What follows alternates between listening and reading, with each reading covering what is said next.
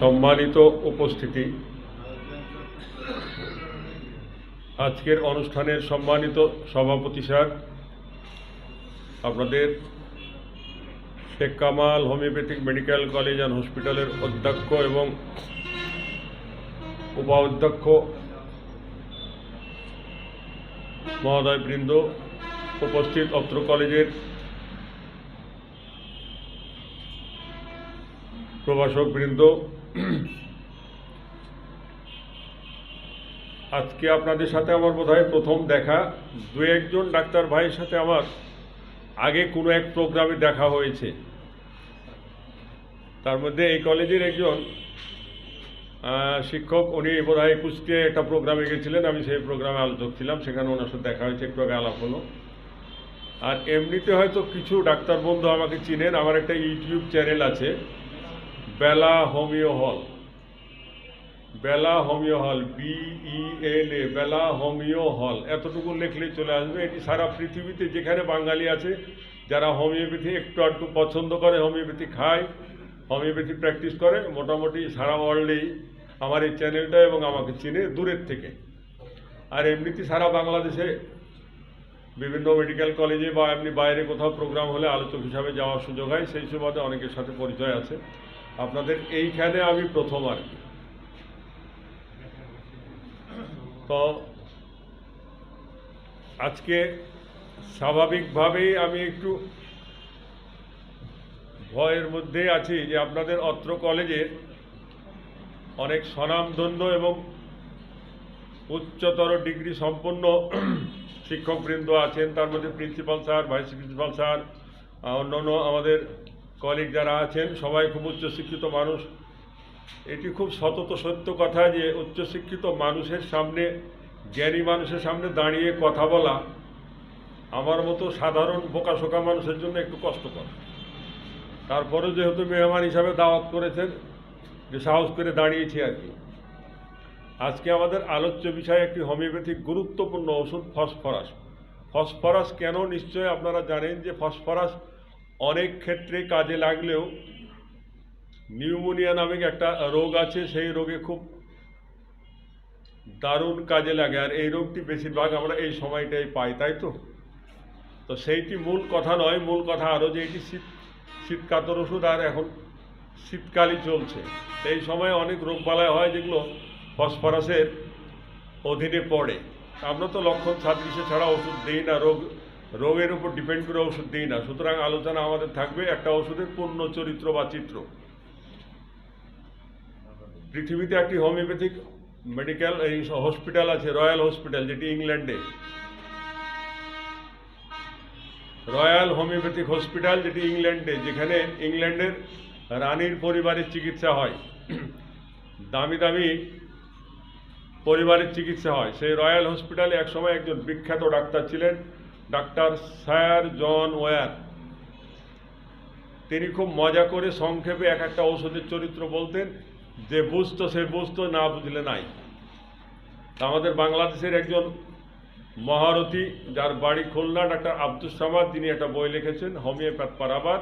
তিনি আজ থেকে 120 বছর আগে ইংল্যান্ড পড়ালেখা করতে গেছে হোমিওপ্যাথি। চিন্তা করেন, 120 বছর আগে অ্যালোপ্যাথি বা ব্যারিস্টারি পড়ার চিন্তাই অনেকে করে নাই, উনি 120 বছর আগে হোমিওপ্যাথি পড়তে গেছে। তাহলে কত আধুনিক পরিবারের, কত উচ্চশিক্ষিত মানুষ, তার বাড়ি বাংলাদেশ, ডাক্তার আব্দুস সামাদ।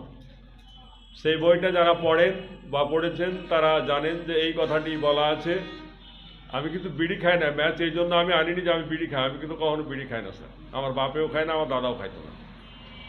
উনি এইভাবে পকেট থেকে একটা ম্যাচ বের করে ক্লাসে এসে বলছেন যে দিস ইজ দ্য ফসফরাস। যে বুঝছে সে তো বুঝছে, যে কি বললেন উনি, যে বুঝে নাই সে বুঝে নাই, বইলে আবার পকেটে ঢুকাইছে, মানে ফসফরাস বলা শেষ। তো এই যে বলছে যে এটাই হচ্ছে ফসফরাস, এটাই ফসফরাস, বিদ্বান মানুষেরা এভাবেই কথা বলে।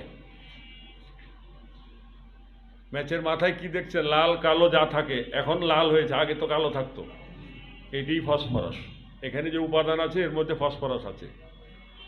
এখন কিন্তু নিরাপদ, ঠান্ডা, পকেটে করেও ঘোরা যায়, তাই তো? বালিশের নিচে শোয়া যায়, খালি একটু ঘষা দেন তো কি হবে, ধা করে জ্বলে যাবে। জ্বলে যাওয়ার পরে অন্য অন্য জিনিস মনে করেন একটা কাঠ জ্বলে যাওয়ার পরও কয়লাটা শক্ত থাকে, কিন্তু এটা জ্বলে যাওয়ার পরে খালি হাত দিয়ে দেখেন তুলার চেয়েও নরম, পঞ্চের চেয়েও নরম, একেবারে সফট, কিচ্ছু থাকে না, মানে অস্তিত্ব থাকে না। That is phosphorus. অর্থাৎ ফসফরাসের মানুষেরা খুবই শান্তশিষ্ট, খুবই ঠান্ডা প্রকৃতির, খুবই ভালো, কিন্তু কোনো কারণে যদি রেগে গেছে তাহলে ভীষণ রেগে যায়, আর রেগে যাওয়ার পরে নিস্তেজ হয়ে পড়ে যায়, মানে গায়ে কোনো বল থাকে না, শরীরে কোনো বল থাকে না, মনে কোনো শান্তি থাকে না। এটি যেমন খুবই নিরাপদ, জ্বালিয়ে দিলে একেবারে সব পুড়িয়ে ছারখার করে দেবে, আর পুড়ে যাওয়ার পরে এটি একেবারে কি হয়ে যায়, কিচ্ছু থাকে না। ঠিক অনুরূপভাবে ফসফরাস হচ্ছে যে খুবই ভালো মানুষ, পরোপকারী, হাসি খুশি, রসিক, সুন্দর, রাগবে না। যদি রাগ হয় সহজেই রাগ হয়, মানে এটি জ্বলে না, ঘষায় একটু দিলেই জ্বলে। ফসফরাস রাগ হয় না, একটু কোনো কিছু হলেই রেগে যায়, রেগে গেলেই তারপরে শরীর তার নিস্তেজ হয়ে যায় এবং মনের মধ্যে কোনো শান্তি থাকে না। এই জন্যই উনি বলেছেন দ্যাট ইজ ফসফরাস। ব্যাখ্যা করা নাই, ব্যাখ্যাটা আমি বের করেছি নিজে নিজে। আসি আলোচনায়। আজকে আমাদের আলোচ্য বিষয় হচ্ছে ফসফরাস। আজকে আমি একটি সুন্দর মানুষের, একজন ভালো মানুষের গল্প বলবো। সেই গল্পটাই হচ্ছে ফসফরাস। আমরা বই পুস্তকে ওষুধ পড়ি কিভাবে, পায়খানার রং সবুজ, পিপাসা বেশি, জিহ্বা হলুদ, ঠ্যাং মোটা, মাথা চিকন, এইরকম লক্ষণ যখন আরও 10টা ওষুধের মধ্যে পাই তখন গুলিয়ে ফেলাই। তখন কী করি, এটা ওটা সবগুলা মিলিয়ে 5 cc দিই। এটা সকালে খাও, ওটা বিকেলে খাও, এটা তোমার বাপেরে দিও, এটা তোমার নানিরে দিও, সব মিলে ভাগযোগ করে খাও। হোমিওপ্যাথি কি এইটা? কথাই তো ছিল ওই treat the patient not the disease. রুগীর চিকিৎসা করবো। রুগী কয়টা? একটা। তাহলে ওষুধ কয়টা হওয়া উচিত? একটা। অ্যালোপ্যাথি ট্রিটমেন্ট করে ওই ট্রিটটা ডিজিজ নট দ্য পেশেন্ট, রোগের চিকিৎসা। তো বডিতে রোগ 10টা, ওষুধ তাতে 10টা লাগবে, যেহেতু তারা ডিজিজে ট্রিটমেন্ট করে, রোগের চিকিৎসা করে।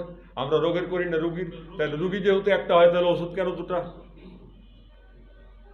অনেকে ফেসবুকে, অনেকে নানান জায়গায় বড় বড় লেকচার দেয়, কিন্তু তার প্রেসক্রিপশন কখনো হাতে আসলে দেখা যায় মাদার টিংচারের সাথে বায়োকেমির সাথে পাওয়ার শক্তিকৃত ওষুধ। খেয়াল করেছেন? মানে উনি যা ফেসবুকে কিন্তু তা নয়, আপনি যা ফেসবুকে তাই হওয়া উচিত ছিল। অর্থাৎ আপনি এক ধরনের প্রতারণা করছেন, আমি এক ধরনের প্রতারণা করছি। তা আমরা আসি আজকে একটা সুন্দর মানুষের গল্প বলতে চাই, সেটি হচ্ছে ফসফরাস। ফসফরাসের মানুষেরা কেমন, ফসফরাসের ডিটেলসটা আমরা জানব। আমি সবসময় আমার ছাত্রছাত্রীদের, আমার ডাক্তার বন্ধুদের কাছে আমি একটা ওষুধের নাট্যচিত্র, নাটক যেমন একটা আপনারা টিভিতে দেখেন শুরু থেকে শেষ পর্যন্ত বলতে পারেন, সিনেমা দেখলে শুরু থেকে শেষ পর্যন্ত বলতে পারেন, একটা উপন্যাস, একটা গল্প শুনলে শুরু থেকে, আমি জাস্ট একটা ওষুধের গল্প বলি, গল্পটা যেন কেউ না ভুলে। আমি সবসময় স্লাইড দেখাই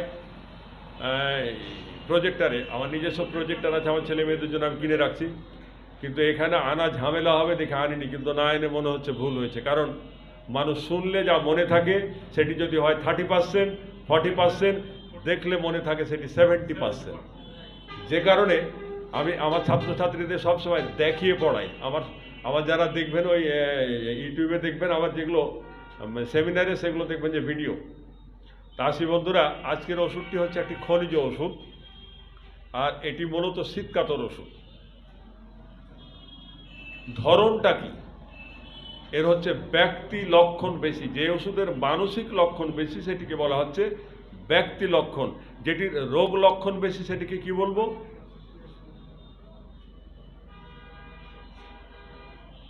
বলেন।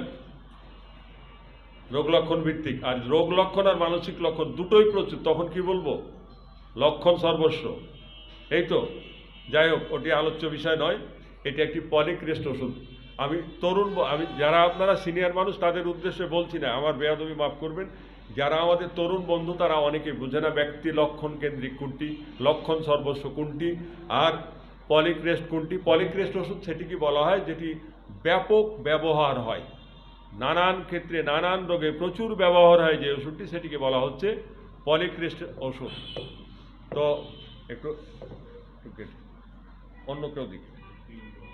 তো তো এই ওষুধটি সাধারণত শরীরের কোন দিকে বেশি আক্রান্ত হয়? এই ওষুধের রুগীদের শরীরের কোন দিক বেশি আক্রান্ত হয়? ডান দিক থেকে বাম দিক, আগে ডান দিক পরে বাম দিক আক্রান্ত হয়। বিশেষ করে শরীরের উপর অংশ ডান দিক আর নিচের অংশ বাম দিক। বৈশিষ্ট্য কি? প্রত্যেকটা ওষুধের বৈশিষ্ট্য আছে, আপনার বৈশিষ্ট্য আছে, আমার বৈশিষ্ট্য আছে, প্রিন্সিপাল স্যারের বৈশিষ্ট্য আছে, আমাদের সবার কিন্তু বৈশিষ্ট্য আছে। এক একজনের কীরকম, আমি একটু বদরাগী, আপনি একটু মিষ্টিভাষী, উনি একটু সুন্দর, এরকম বৈশিষ্ট্য আছে না? তো ফসফরাসের মানুষদের বৈশিষ্ট্য হচ্ছে এরা খুব খোলা মনের, ওপেন হার্টেড।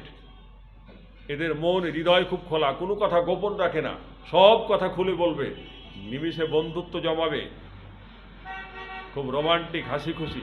এরা হচ্ছে খুব খোলা মনের মানুষ, মনের মধ্যে কোনো কথা গোপন রাখে না, চেপে রাখে না। কেন চেপে রাখে না? এটি হচ্ছে সোরা প্রধান টিউবারকুলার ওষুধ, মানে সোরার প্রাধান্য বেশি। যদিও ওষুধটি টিউবারকুলার, কিন্তু সোরার প্রাধান্য বেশি। সোরারা কেমন হয়?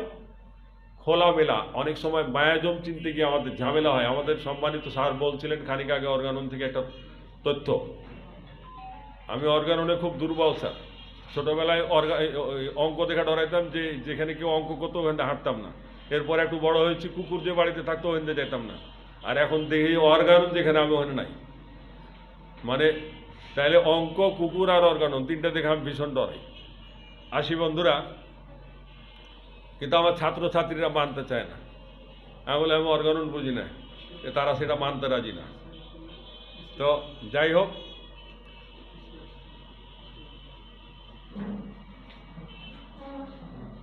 সোরার মানুষেরা কেমন হয়? খুব খোলামেলা মনের, ওপেন, আশাবাদী, তাই তো?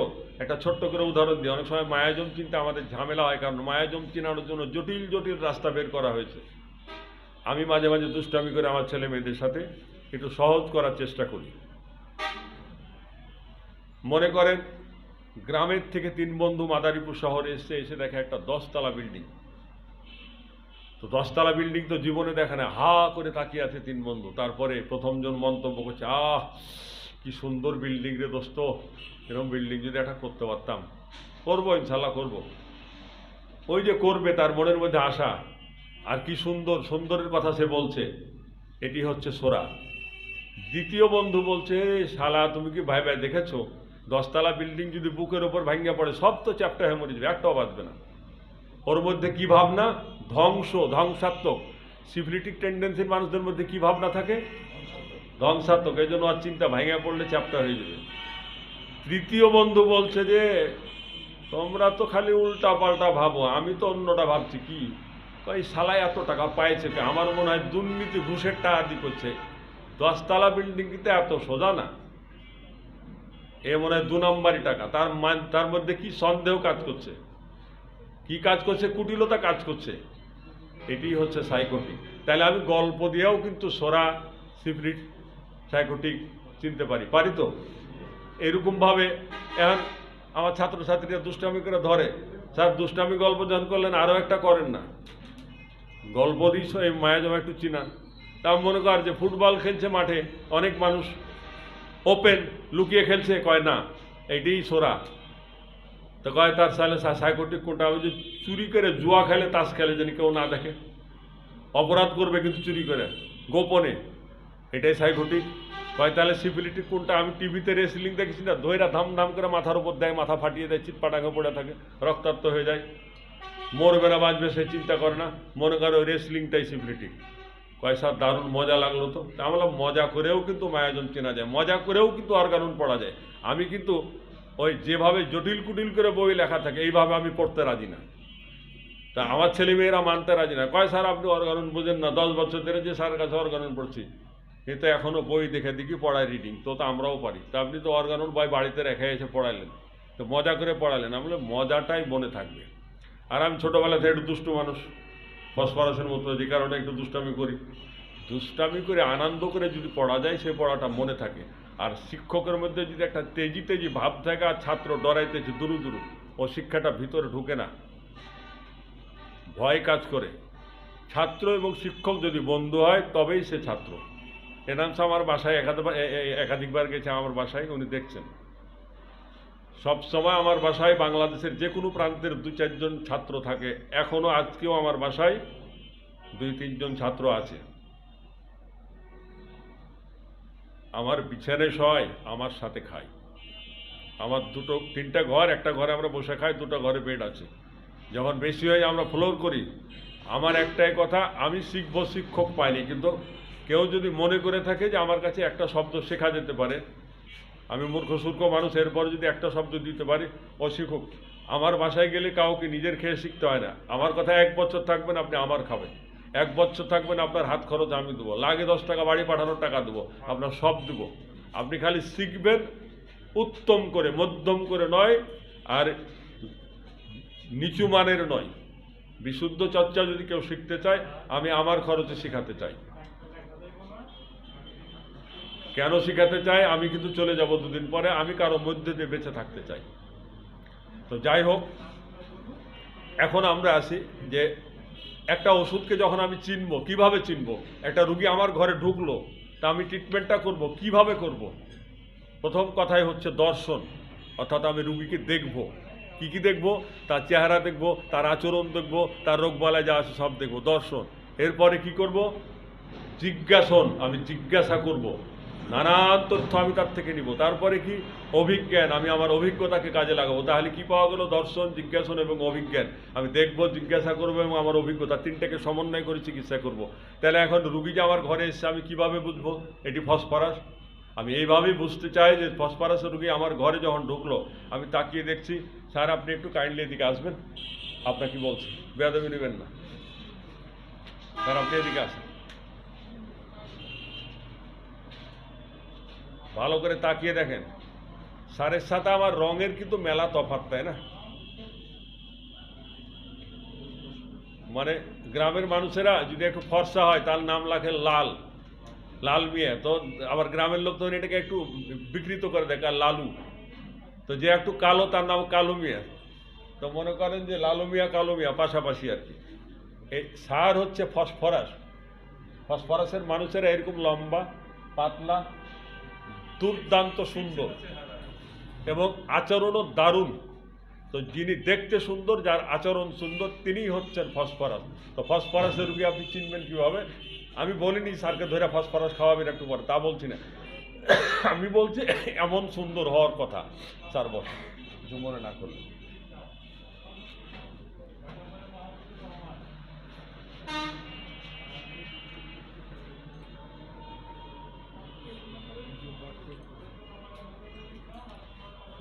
যে কথাটা বলছিলাম স্যার, যে এরা জন্ম থেকে পাতলা সাতলা, জীর্ণ শীর্ণ শরীর, এটা মোটা সোটা হয় না, পাতলা হয়, লম্বা হয়।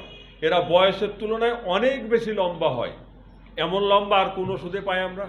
নিশ্চয়ই মেডোরি নামে পাই, টিবারকুলি নামে পাই, এরকম অনেক ওষুধ আছে।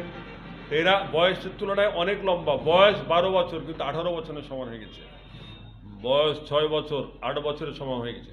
বিশেষ করে যৌবনকালে এরা বেশি লম্বা হয়, বয়সের তুলনায় দ্রুত লম্বা হয়। যৌবনের শুরুতে এদের শরীরে রক্ত স্বল্পতা দেখা দেয়, স্বাস্থ্য খুব জীর্ণ শীর্ণ হয়। হাঁটার সময় মনে হয় বাতাসে যেন দুলছে, যেন বাতাসে দুলছে, পড়ে যাবে। অনেক মেয়ে হাঁটে দেখবেন, অনেক ছেলে হাঁটে, পিছন থেকে দেখলে মনে হয় বাতাসে দুলছে, পড়ে যাবে, এরকম। গায়ের রং এদের ফ্যাকাশে, ফর্সা। হ্যাঁ বন্ধুরা, একটা কথা, ফসফরাস শব্দের অর্থ কিন্তু কি? ভোরের তারা। ভোরের তারা কেমন রং? সন্ধ্যাবেলায় যে তারাটা ওঠে শীতকালে, এটি কেমন? টকটকে। যখন ভোরের দিকে, তখন তারাটা টকটকে থাকে, ফ্যাকাশে হয়ে যায়। তো ফসফরাস শব্দের অর্থ ফ্যাকাশে। ফসফরাসের রুগীরাও কিন্তু দেখতে কেমন? ফ্যাকাশে, সারের চেয়ে আরও ফ্যাকাশে তারা। ক্লিয়ার? তো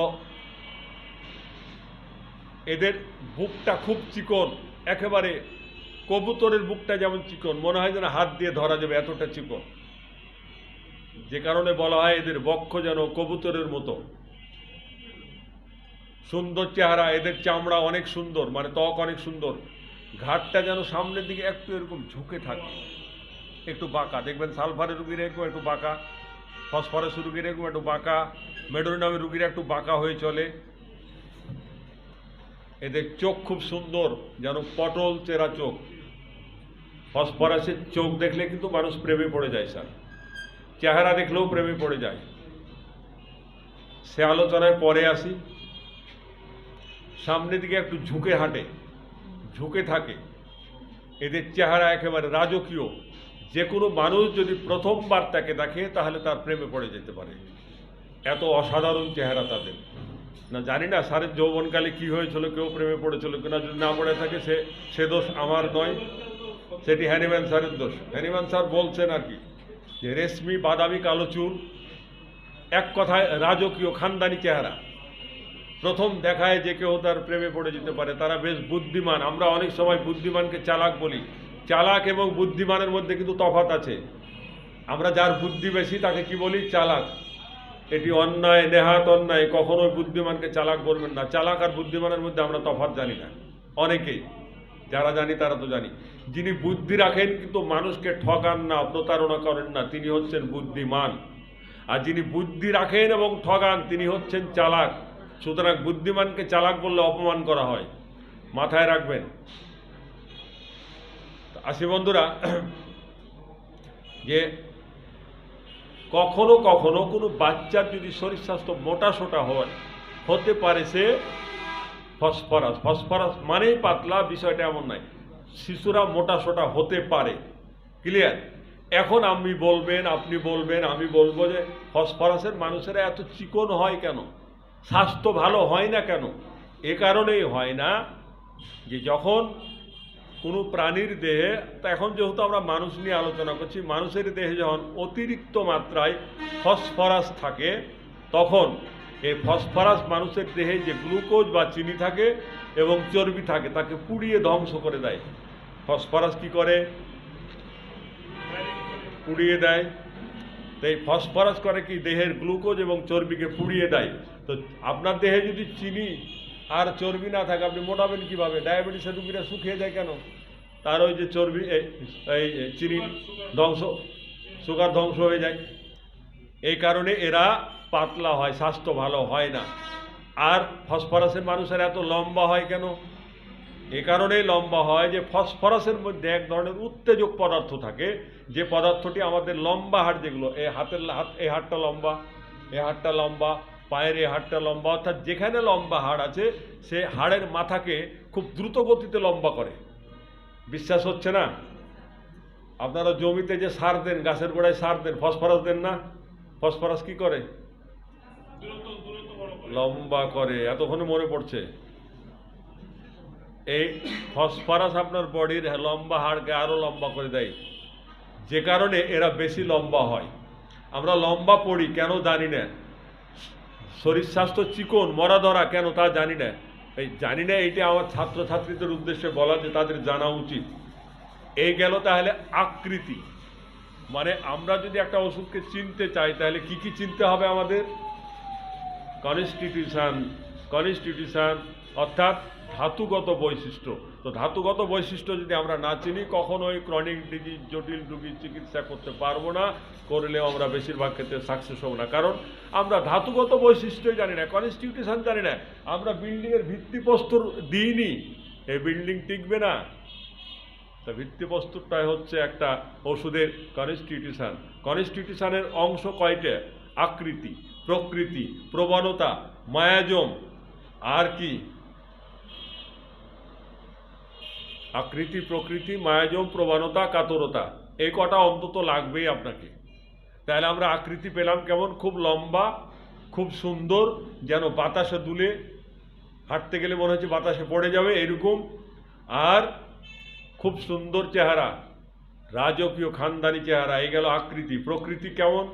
এরা খুব আশাবাদী। কেন আশাবাদী? ওই যে সোরারা খুব আশাবাদী হয়, খোলা মনের এবং পরোপকারী, তবে খিটখিটা মেজাজ, উত্তেজনা। আবেগ কয় প্রকার স্যার? দুই রকম তো, একটা দুঃখের, একটা আনন্দের, এই তো। তো এদের মধ্যে ওই যে আবেগ আছে, যে কারণে এরা খিটখিটা। তাহলে প্রকৃতি গেল কেমন? আশাবাদী, পরোপকারী, খোলা মনের মানুষ, আর উত্তেজনা প্রবণ। এদের মায়াজমটা কি একটু দেখে আসি। শরিক, সিফিলিটিক, সাইকোটিক, অ্যান্ড টিউবারকুলার। 4টা মায়াজমের ওপরে এটি মাস্তানি করে, তবে সোরার প্রাধান্য এর মধ্যে বেশি। এখন আমরা আসি বন্ধুরা, প্রবণতা কি, কী ধরনের রোগবালাই বেশি সৃষ্টি করে? অনেক রোগ সৃষ্টি করে, কিন্তু মূলত খুব গুরুত্বপূর্ণ ভাইটাল রোগ যে সৃষ্টি করে সেটি কি? ডায়াথেসিস, যেটাকে আমরা বলছি ডায়াথেসিস। এই ডায়াথেসিসটা হচ্ছে রক্তস্রাব প্রবণতা আর টিউবারকুলার। টিউবারকুলার মানে দিন দিন শুকিয়ে যায়, ক্ষয় হয়ে যায়, যেটা এটা বলছি টিউবারকুলার। আর কি? রক্তস্রাব প্রবণতা। সহজে এদের জরায়ু দিয়ে, পায়খানা রাস্তা দিয়ে, নাক দিয়ে বা মুখ দিয়ে বা ফুসফুস থেকে রক্ত ঝরে। তাহলে এদের প্রবণতা কি গেল? রক্তস্রাব এবং টিউবারকুলার। তাহলে আকৃতি, অ্যাপিয়ারেন্স, প্রকৃতি, টেম্পারামেন্ট, মায়াজম যেটাকে আমরা বলছি ধাতুদোষ, আর প্রবণতা ডায়াথেসিস, এই কটা তাহলে আমাদের লাগছে। আর কি?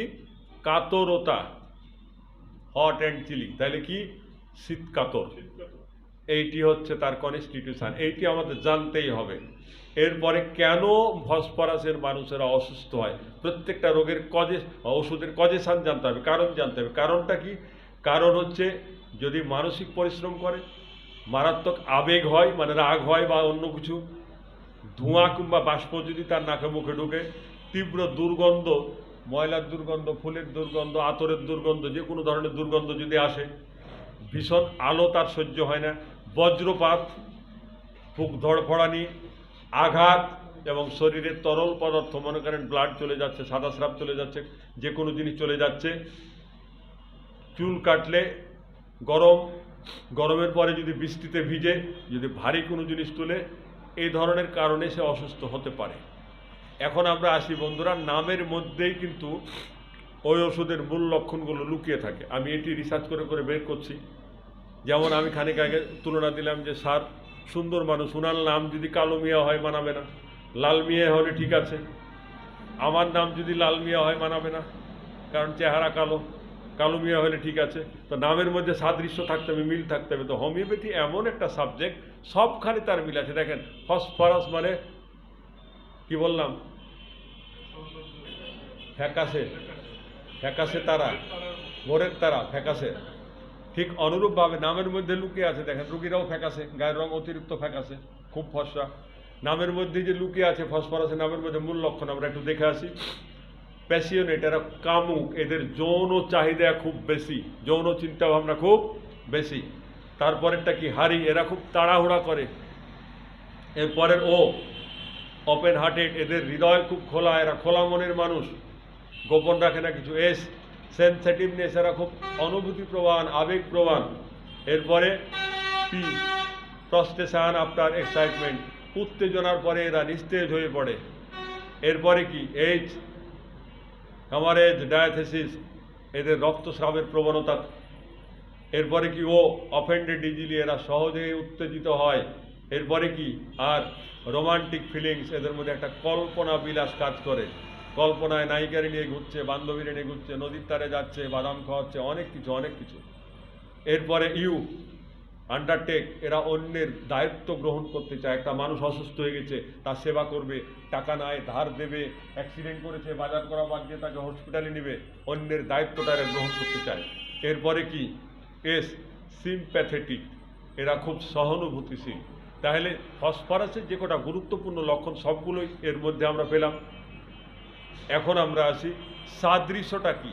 যে ওষুধটি যে উপাদান থেকে তৈরি হয় তার মধ্যে সেই ওষুধ সেই উপাদানের বৈশিষ্ট্য আমরা দেখতে পাই। ফসফরাসের বৈশিষ্ট্য কি আমরা একটু দেখে আসি।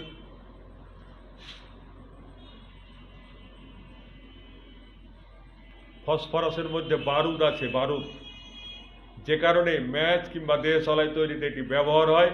আর ম্যাচে ঘষা দিলে সহজে জ্বলে উঠে নিমিষে ছাই হয়ে যায়। তেমনি ফসফরাসের রোগীরা হঠাৎ রাগ হয়, ম্যাচের কাঠি যেমন ফস করে জ্বলে উঠে, ফসফরাস রোগীরা ফস করে রেগে উঠে। ম্যাচের কাঠি যেমন নিমিষে অল্পক্ষণ পরে, বেশিক্ষণ জ্বলে থাকে না, নিভে যায়, বারুদটুকু নিমিষে নিভে যায়। অনুর ফসফরাসের রোগীর রাগ কিন্তু বেশিক্ষণ না, ফস করে রাখবে, ফস করে শেষ। এরা রাগ পুষে রাখে না। আপনার সাথে এখন ঝগড়া করেছে, একটু পরে নাই, কিন্তু রাগ শেষ। এ রাগের পরে এরা খুব নিস্তেজ হয়ে পড়ে, দুর্বল হয়ে পড়ে। ফসফরাস যেমন কাপড় পরিষ্কার করতে লাগে, এই যে আমরা কাপড় খাঁচা পাউডার আছে না, এর মধ্যেও কিন্তু ফসফরাস আছে। সার তৈরি করি, তার মধ্যেও কিন্তু ফসফরাস আছে।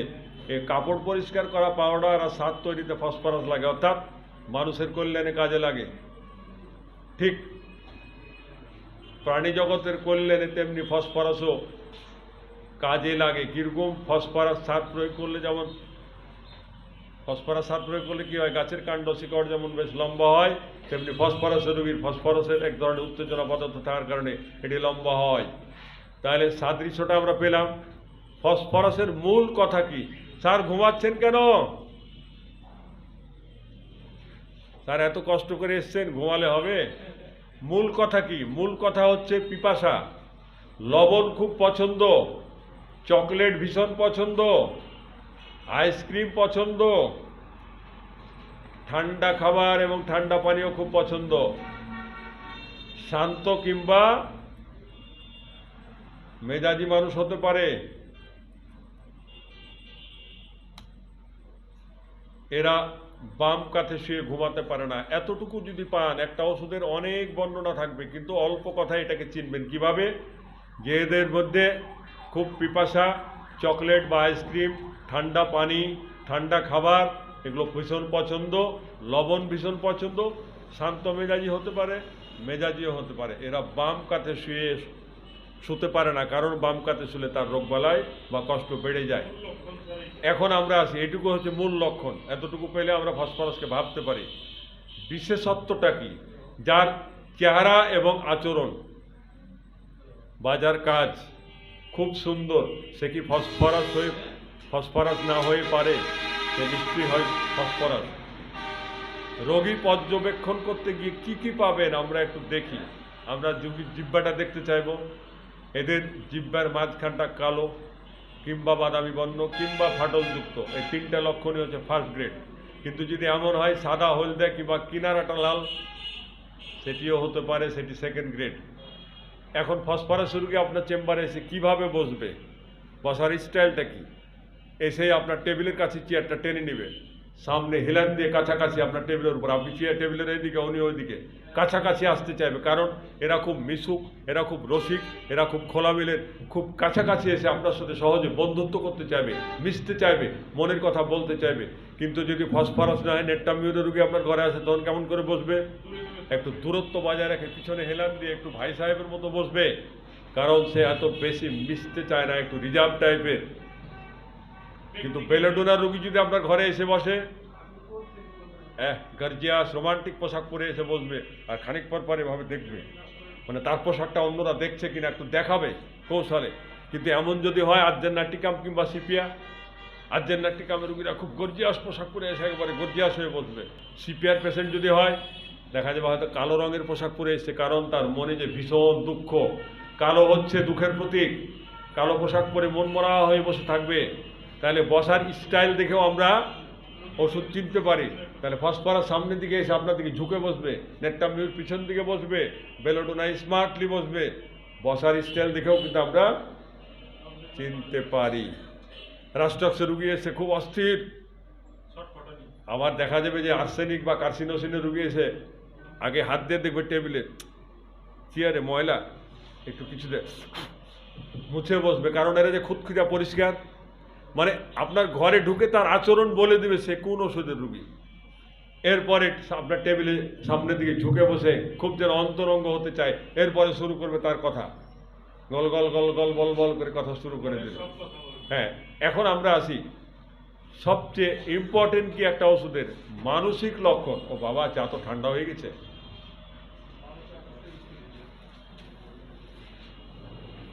ফসফরাসের মানুষেরা মনে করে আমি আমার আপনজনের কাছ থেকে, বাড়ির লোকজনের কাছ থেকে মূল্যায়ন পাচ্ছি না, ভালোবাসা পাচ্ছি না। তাই সে ভালোবাসা পাওয়ার জন্য, মূল্যায়ন পাওয়ার জন্য বাড়ির বাইরে বন্ধু খুঁজতে চায়। ছোট বাচ্চারা বাড়িতে খেলা নেয়, তুইও বাড়িতে গেছিলি কেন? হ্যাঁ, আমাকে কেউ খেলাতে নেয় না, আমাকে কেউ ভালোবাসে না, আমি তাই তুই ওদের বাড়ি গেছি, ওরা আমাকে ভালোবাসে, আদর করে। ইয়াং জেনারেশন বাড়ির বাইরে চলে যায়, কিরে তুই বাড়িতে থাকিস না কেন? আমার ভালো লাগে না। মানে বাইরে গিয়ে, ফিল্ডে গিয়ে, সিনেমা হলে গিয়ে বন্ধুদের সাথে আড্ডা দিতে চায়। তার ভাবনা, তার মনের মধ্যে একটা অনুভূতি কাজ করে কি, আমাকে বোধহয় কেউ ভালোবাসে না। মানসিক লক্ষণের মধ্যে অনুভূতিটা কিন্তু খুব গুরুত্বপূর্ণ। ইফ অ্যাজ সেন্সেশন ইপ্যাজ মানে অনুভূতি, এটি কিন্তু খুব গুরুত্বপূর্ণ। তার মনে হয় আমাকে বোধহয় কেউ ভালোবাসছে না, এই ভালোবাসা আমি পাচ্ছি না, তাই সে বাড়ির বাইরে গিয়ে বন্ধু জোগাড় করে। ফসফরাসের অনেক বন্ধু থাকে, নেট্টামিউরের অনেক বন্ধু থাকে না, দু একজন ভালো বন্ধু থাকে। ফসফরাস সবার সাথে মিশতে পারে, ক্যালকেরিয়াভাস অনেকের সাথে মিশতে পারে। ক্যালকেরিয়াভাসের রোগীদের একটা গুণ আছে, যে শহরে যাবে, যেখানে বেড়াতে যাবে, যদি ভালো লাগে, সামর্থ্য থাকে, সেখানে একটা বাড়ি করবে। হ্যাঁ, কিন্তু ফসফরাসের মানুষেরা যেখানে বেড়াতে যাবে সেখানে তার একটা বন্ধু, তার অনেক বন্ধু থাকবে। এরা খুব খোলা মনের মানুষ, বন্ধুত্ব তৈরি করতে এদের সময় লাগে না। অন্যের প্রতি এরা খুব সহানুভূতিশীল, এরা মানুষের সাথে খুব বন্ধুত্বপূর্ণ আচরণ করে। এরা অন্যের মনোযোগ পেতে চায়, ভালোবাসা পেতে চায়, যে কারণে সে অন্যের প্রতি খেয়াল রাখে। কেন খেয়াল রাখে? সে মনে করে আমি যদি অন্যকে খেয়াল রাখি, অন্যকে ভালোবাসি, তবে নিশ্চয় সে আমাকে ভালোবাসবে। ঠিক আছে, অন্যকে ভালোবাসলে সে আমাকে ভালোবাসবে, অন্যকে আমি খেয়াল করলে আমাকে কেউ খেয়াল করবে, বন্ধুত্ব তৈরি হবে। মূলত বন্ধুত্ব জমানোর জন্য অন্যের প্রতি সে সহানুভূতিশীল হয়। এরা খুব চঞ্চল প্রকৃতির হয়, দুরন্ত প্রকৃতির হয়, খুব হাসি খুশি রোমান্টিক হয়।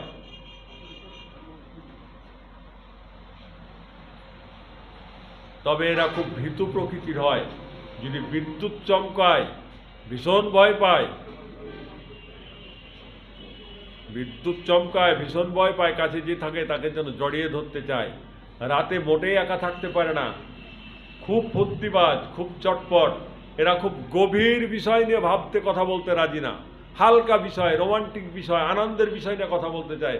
এত জ্ঞান গর্ভের আলোচনায় ভালো লাগে না। আর বন্ধু ওইসব রাখতো, একটু মজা করি, এরা একটু মজা করতে চায়। ল্যাকেসিসের মতো অনেক কথা বলে, কিন্তু ল্যাকেসিস এলোপ্যাথারি, একটা থেকে আর একটা, মানে বিষয়ের কোনো ঠিক ঠিকানা নাই, কিন্তু এরা বিষয়টা ঠিক রাখে। যে বিষয়ে বলছে এটাই বলে। ল্যাকেসিস এই বিষয়ে 2 লাইন, আর এক বিষয়ে 2 লাইন, মানে এলোপ্যাথারি।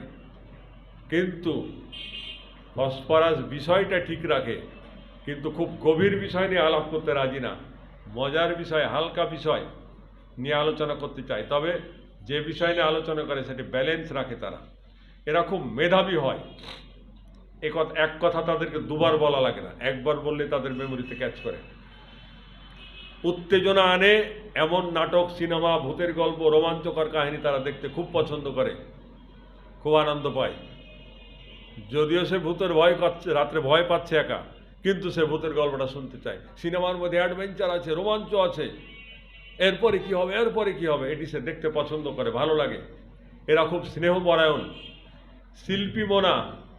এরা যদি গায়ক হয় তবে খুব ভালো গায়ক হয়, যদি আঁকিয়ে শিল্পী হয়, ভালো আঁকতে পারে, খেলোয়াড় হলে ভালো খেলোয়াড় হতে পারে, রাঁধুনি হলে ভালো রাঁধুনি হয়, জামাই কিংবা বউ যদি হয় তাহলে খুব ভালো জামাই বা বউ হয়, শাশুড়ি হলে তারা খুব ভালো শাশুড়ি হয়।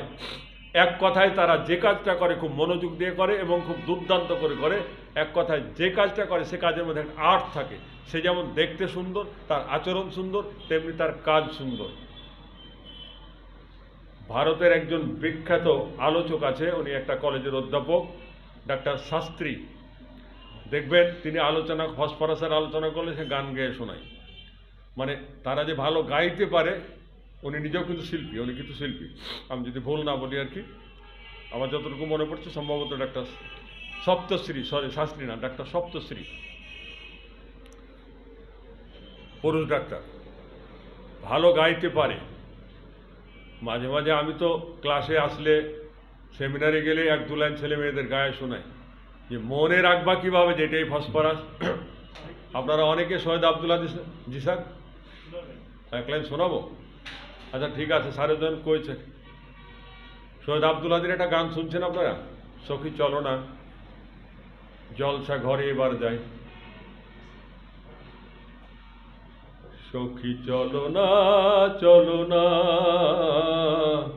জলসা ঘরে এবার যায়, লাল নীল ঝাড়ের বাতি হোক না এ রাতের সাথী, তারি মাঝে নিজেকে হারায়, সখী চলো না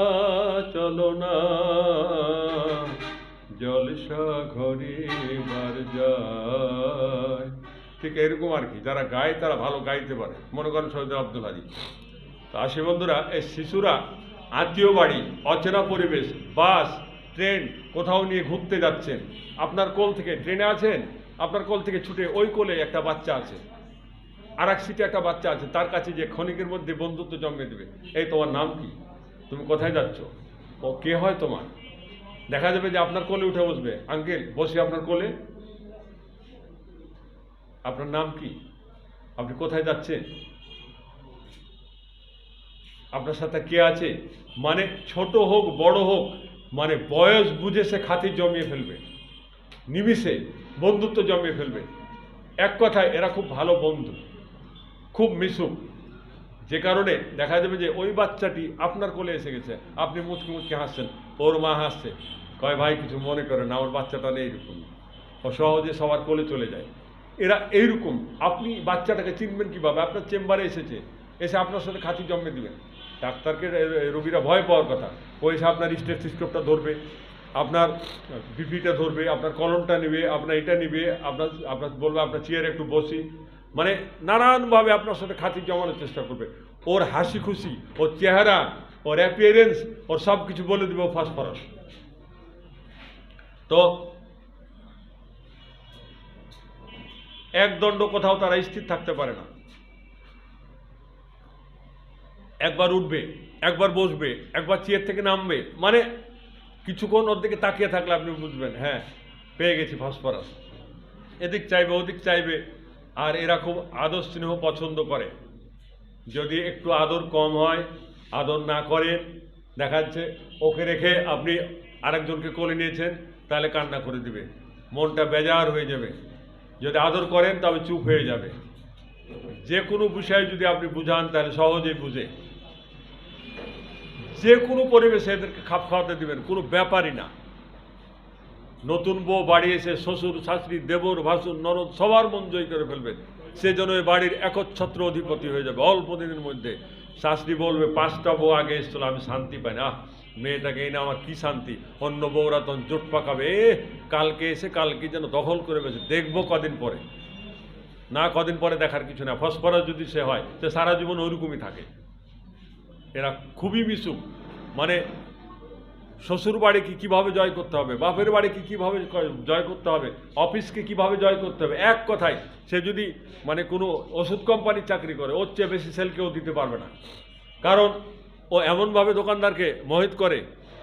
যদি ফসফরাসের একজন ডাক্তার হয়, দেখবেন তার রুগী সবচেয়ে বেশি, কারণ রুগী একবার গেলে, মামুনি একটু এদিকে আসো তো, দাদু ভাইয়া তুমি একটু এদিকে আসো তো, তুমি আজকে কী খেয়েছো, ঠিক আছে একটা চকলেট তুমি খাও, মানে রুগীকে এত আপন করে নিতে চায়। ফসফরাসের কিছু শিক্ষক আছে কলেজে, 33 জন শিক্ষক আছে, ও একাই 100, কারণ ওর আচরণ ছাত্রছাত্রীদেরও কাছে নিয়ে চলে যায়।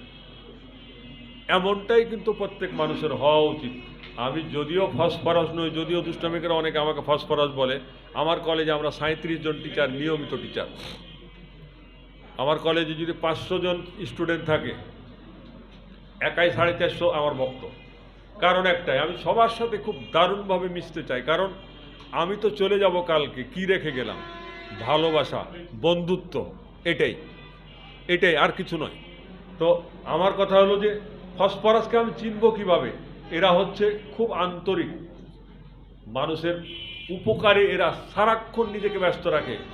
দেখা যাবে সে ধার করে টাকা খরচ করছে, প্রয়োজনের টাকা ধার দিয়েছে, পরীক্ষার ফিসের টাকা বাবা দিয়েছে, এটা তার কোনো বন্ধুকে ধার দিয়ে দিয়েছে, সে বিপদে পড়ে গেছে।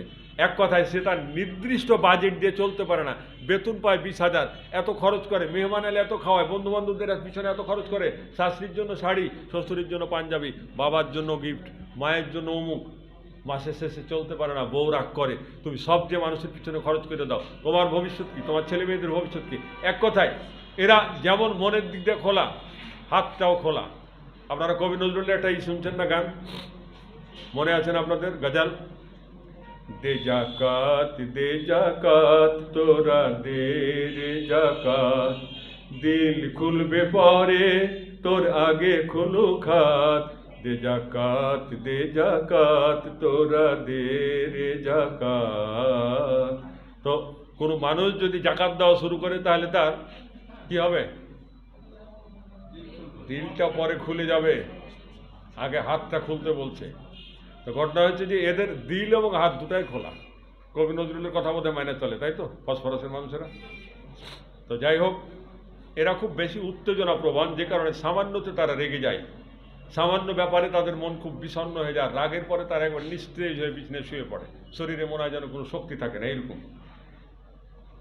এরা কোনো কিছু লুকাতে চায় না। এরা ডাক্তারের কাছে একজন ভালো পেশেন্ট, ফসফরাসের পেশেন্ট, মোর দ্যান মানে বেস্ট পেশেন্ট। কারণ হোমিওপ্যাথি যা যা চায় কেস টেকিংয়ের সময় সে তা নিজের থেকে বলে, অগ্রিম বলে, কিচ্ছু লুকাতে চায় না।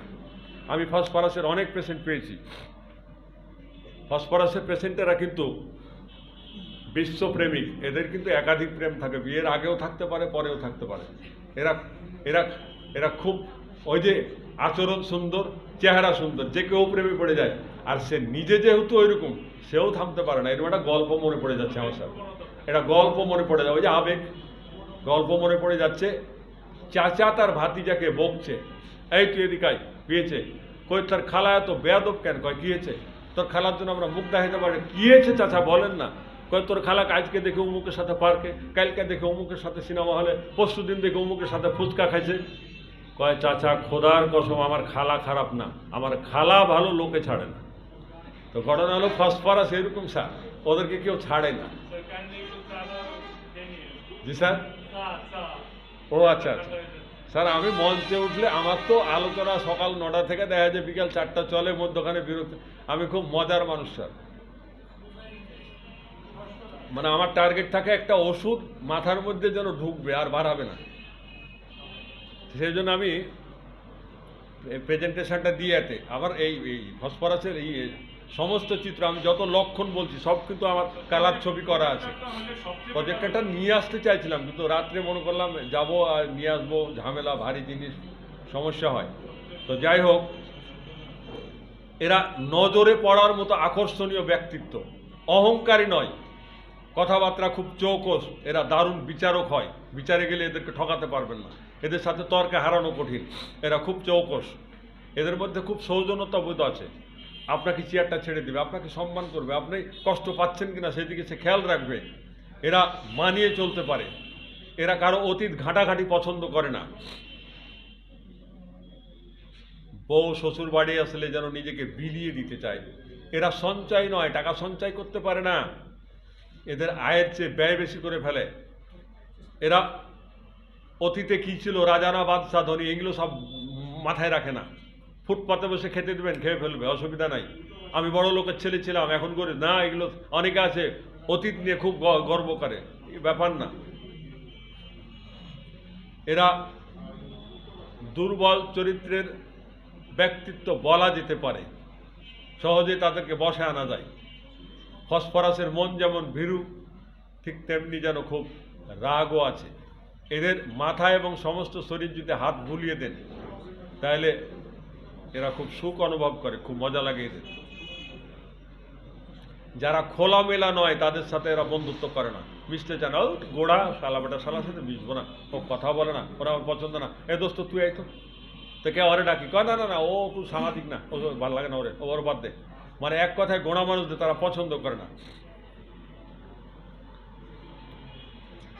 এরা কোনো কারণে খুব দুশ্চিন্তাগ্রস্ত হয়ে গেছে। এলাকায় রোগ আসছে, করোনা আসছে, রে বাবারে আতঙ্কিত, আমি মরে যাবো, আমারও রোগ হয়ে যাবে। খালি যদি বলে আরে দোস্ত তোর কোনো ব্যাপারই না, তোর রোগ হবে না। কেন হবে না দোস্ত? কয় তোকে আমি না এটা যে ট্রিটমেন্ট দিয়েছি সেই ট্রিটমেন্টটা হচ্ছে তোর ধাতুগত ট্রিটমেন্ট। ধাতুগত ট্রিটমেন্ট যার হয়, ধাতুগত ট্রিটমেন্ট যার চলছে, তাকে এই কোনো মহামারী আক্রান্ত করতে পারে না। কয় তাই দোস্ত তুমি শিওর? কারে বেটা আমি শিওর, আমি এতদিন ডাক্তারি করছি না। কয় দোস্ত আমি তো খুব টেনশানে ছিলাম, মানে কোনো ব্যাপারে সে খুব আতঙ্কিত, ভীত, সন্ত্রস্ত। আপনি তার আশার বাণী শোনাবেন, সে ব্যাস আশান্বিত হয়ে যাবে। তবে সামান্য শব্দে খুব চমকে, একটু শব্দ হলে বোরাক্সা রোগীর মতো চমকে ওঠে। স্বাস্থ্যের ব্যাপারে তারা খুব দুশ্চিন্তা করে। কারো অসুখ যদি শুনে, আপনজনের বন্ধু বান্ধব, পাড়া পড়োশি, সে খুব সচেতন হয়ে যাবে, ভাবে আমারও যদি এরকম হয়ে যায়। একটু নিশ্চিত করবেন যে ভাই সমস্যা নাই, তোমার এটা হবে না, তাহলে সে স্বস্তির নিঃশ্বাস ছাড়ে। ছোট ছোট বাচ্চারা খেলার সাথে খোঁজার জন্য বাড়ির বাইরে চলে যায়। যদি কখনো আতঙ্ক বেড়ে যায়, তখন তাদের শক্তিশালী কোনো রোগ হয়েছে, শরীরে কোনো শক্তিশালী রোগ আছে, কোনো কারণে সে আতঙ্কিত হয়ে গেছে, টেনশানে, তখন তার রোগ যেন হারিয়ে গেছে নাই। মানে আতঙ্কিত হলে তার রোগ লক্ষণ উপশম হয়ে যায়। সঙ্গী সাথী থেকে তারা আলাদা হয়ে পড়ে, উদাসীন থাকে, কথা বলতে চায় না, ধীরে ধীরে জবাব দেয়, এমন লক্ষণও কিন্তু আপনারা ফসফরাসের মধ্যে পাবেন। বন্ধুরা, একটু আমরা বোর হয়ে গেছি,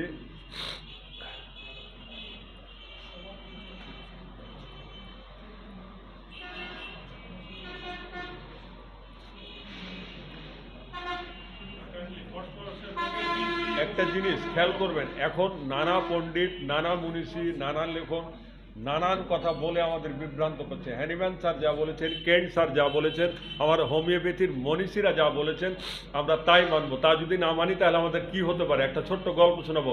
এদিকে প্লিজ, এইদিকে ম্যাডাম, সবাই এদিকে। আমরা খেয়াল করে একটা ছোট্ট গল্প শোনায়। এখন নানানজন একটা ওষুধকে নানানভাবে, নানান মাইন্ড মেথডে থেকে, অমুক মেথড, তুমুক মেথড, মানে হোমিওপ্যাথিকে সর্বনাশ করছে। আমরা কোনো মেথডের দিকে যাবো না। হ্যানিম্যান স্যার যে মেথড দেখেছেন সেটি আমাদের জন্য না। একটা ছোট্ট গল্প বলি আপনাদের। পরের বুদ্ধিতে চলবেন না, নিজের বুদ্ধিতে। তা নিজের বুদ্ধি কোনটা? হ্যানিম্যানের বুদ্ধিটা নিজের বুদ্ধি। এখন কিছু মেথডাল আছে, মেথডালাদের বুদ্ধিতে চলবেন না, তাহলে কিন্তু সর্বনাশ হবেন।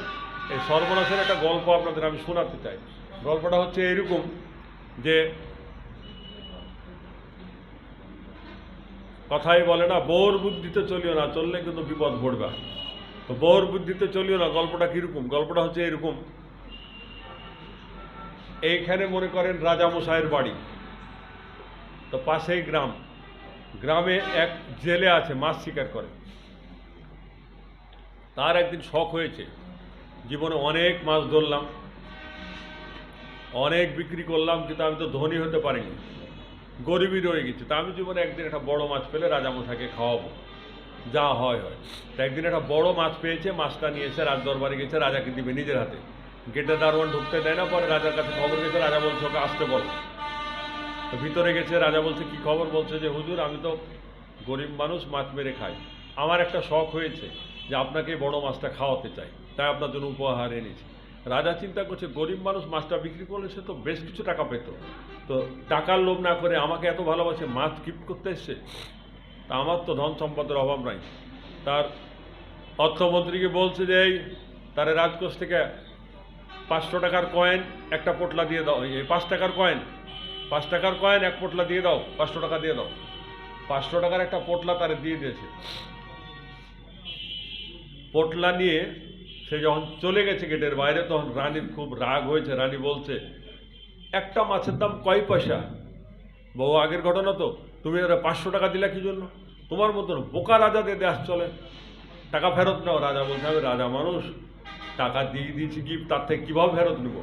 বলছে আমার কাছে একটা বুদ্ধি আছে। কি বুদ্ধি আছে?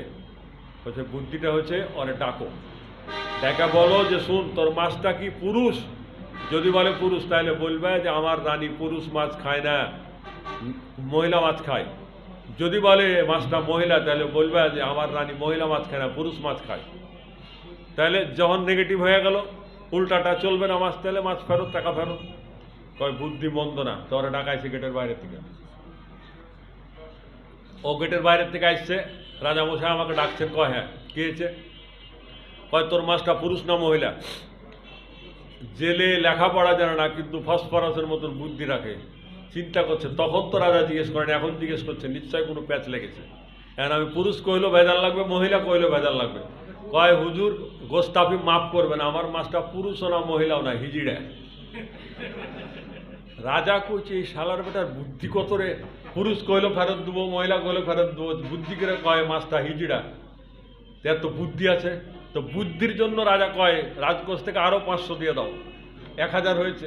1000 টাকা নিয়ে এসে গেট দিয়ে যাওয়ার সময় 5 টাকার একটা কয়েন পড়ে গেছে। পড়ে গেলে টাকাটা তুলে এসে ভালো করে মুছে কপালে ঠেকাচ্ছে, জিব্বে দিচ্ছে।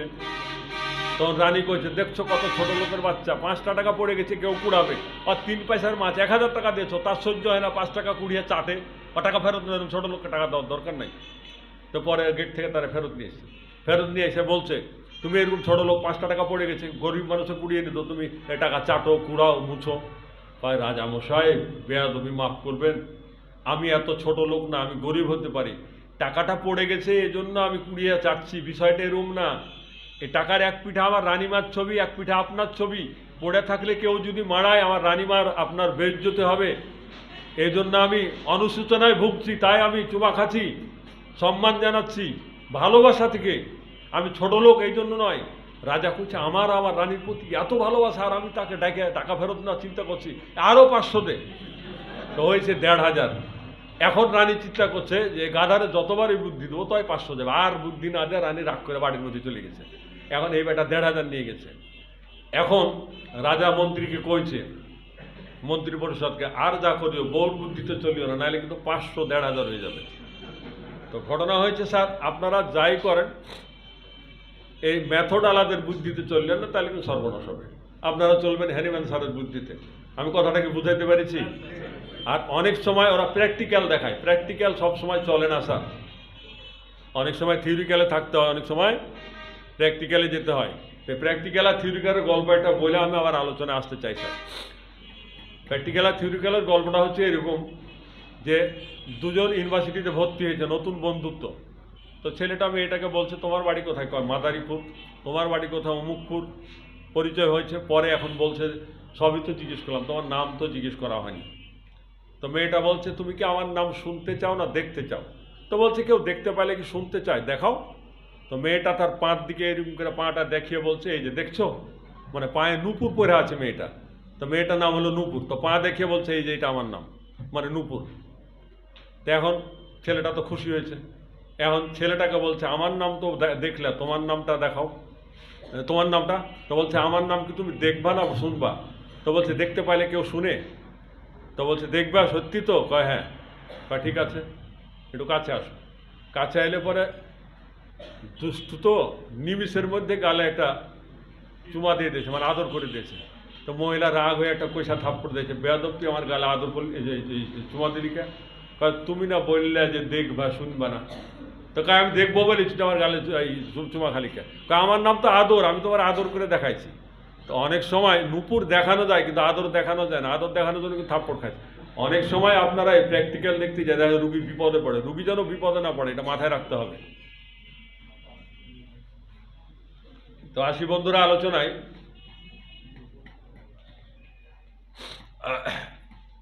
ওষুধ অনেক বড় ওষুধ তো স্যার। আচ্ছা, তো সব বিষয়ে তাদের খুব আগ্রহ, তাদের জানার খুব আগ্রহ, এটা কি ওটা কি, ছোট বাচ্চারা জিজ্ঞাসা করবে আঙ্কেল এটা কি, দাদু ভাইয়া ওটা কি, গাছটা অমন কেন, এটা কাত হয়ে গেছে কেন, তাহলে গাছটা এরকম কেন, মানে নানান প্রশ্ন করবে। বড় মানুষদের জানার আগ্রহ, এইখানে কি আছে, ওখানে কি আছে, অর্গাননে কি আছে, ওটাতে কি আছে, মানে এরা জানতে চায়, খুব অনুসন্ধানী। তবে একটা কথা, ভূত এবং অপরিচিত লোক এবং ভূতের ব্যাপারে খুব ভয়। কখনো কখনো কিছু মানুষের মধ্যে দেখবেন যে এদের মধ্যে অনীহা আছে, স্মরণশক্তি দুর্বল আছে, সেটি ব্যতিক্রম থাকতেই পারে। মানুষের মধ্যে তো নানান ধরনের মানুষ থাকে না। তবে এরা খুব পরিশ্রমী, আবেগপ্রবণ, স্নেহপ্রবণ। এদের মধ্যে একটা অসাধারণ বিষয় আছে বন্ধুরা, মানে অনেকটা ওই গণক বই, আপনারা ওই যে জ্যোতিষীর মতো অফিসে বসে আছে, হঠাৎ করে তার মাথায় কাজ করছে বোধহয় বাবার কোনো অসুখ, বোধহয় মা অ্যাক্সিডেন্ট করেছে, কিছুক্ষণ পরে খবর চলে আসবে তোর মা অ্যাক্সিডেন্ট করছে। মানে ওরা কেমনে জানি অ্যাডভান্স বুঝতে পারে যে কিছু একটা ঘটছে, কিছু একটা ঘটবে। ওরা যা পূর্ব আন্দাজ করে এটাই ঘটে। দেখবেন এমন মানুষ আছে গল্প করবে মাঝে মাঝে, আমি ভাবছিলাম যে আমার কিছু একটা সর্বনাশ হবে, হয়ে গেছে। মানে পূর্ব আন্দাজটা তাদের মিলে যায়, এটি একটা মিরাকল ব্যাপার আর কি। তাই বলে ভাববেন না তারা কিন্তু জ্যোতিষী, বিষয়টা এরকম না।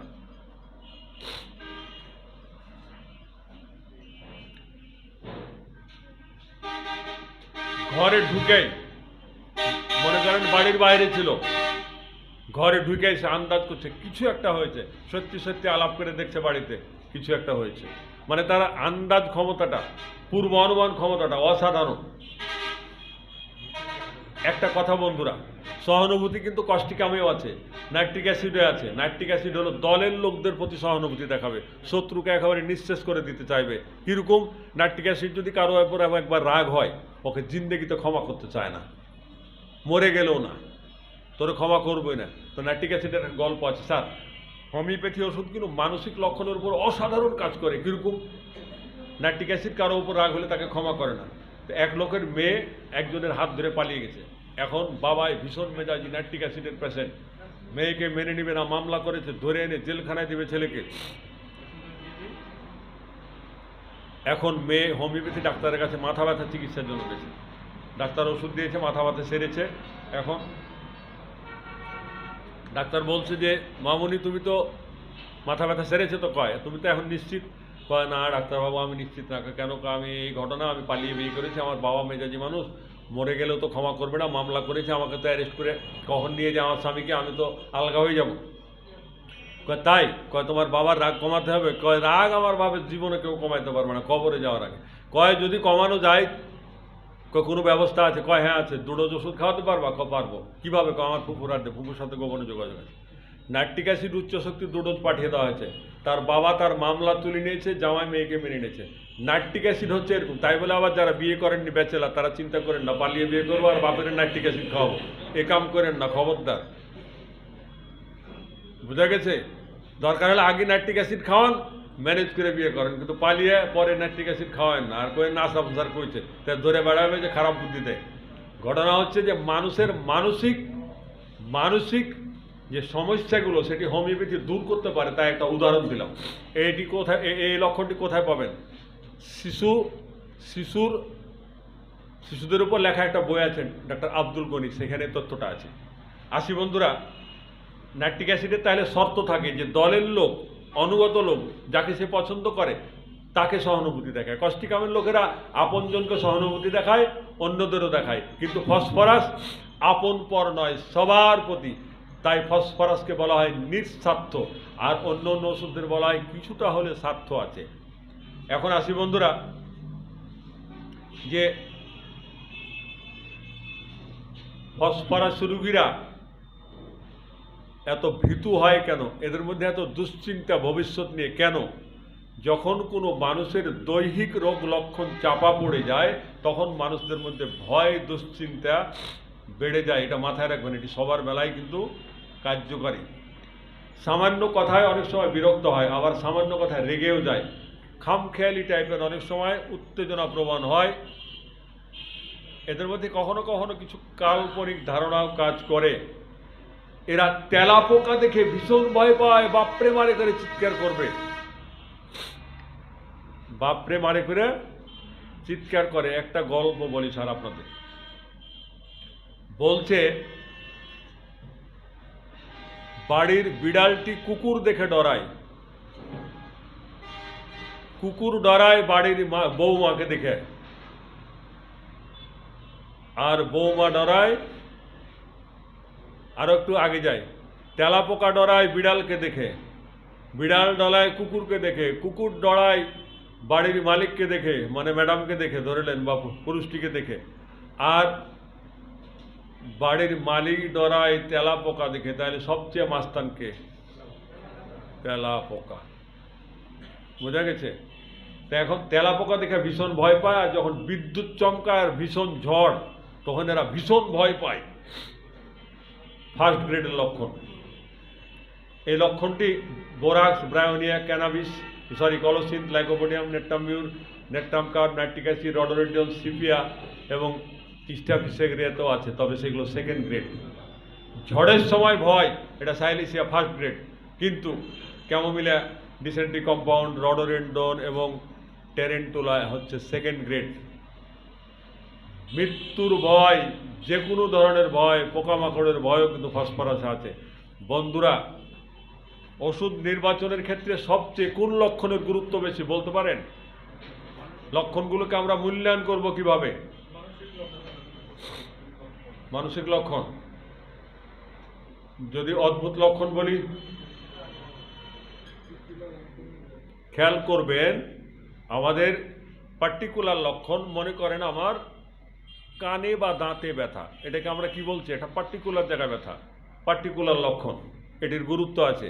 কিন্তু যদি আমি পার্টিকুলার লক্ষণ বাদ দিয়ে ফিজিক্যাল জেনারেল পাই, আমার খুব আইসক্রিম ভালো লাগে, ভীষণ লবণ পছন্দ, কিংবা ভীষণ গরম কাতর, এটাকে আমরা কি বলছি, আমাদের শরীরের সাথে সম্পর্ক, ফিজিক্যাল। তাহলে ফিজিক্যাল জেনারেলের গুরুত্ব অনেক বেশি।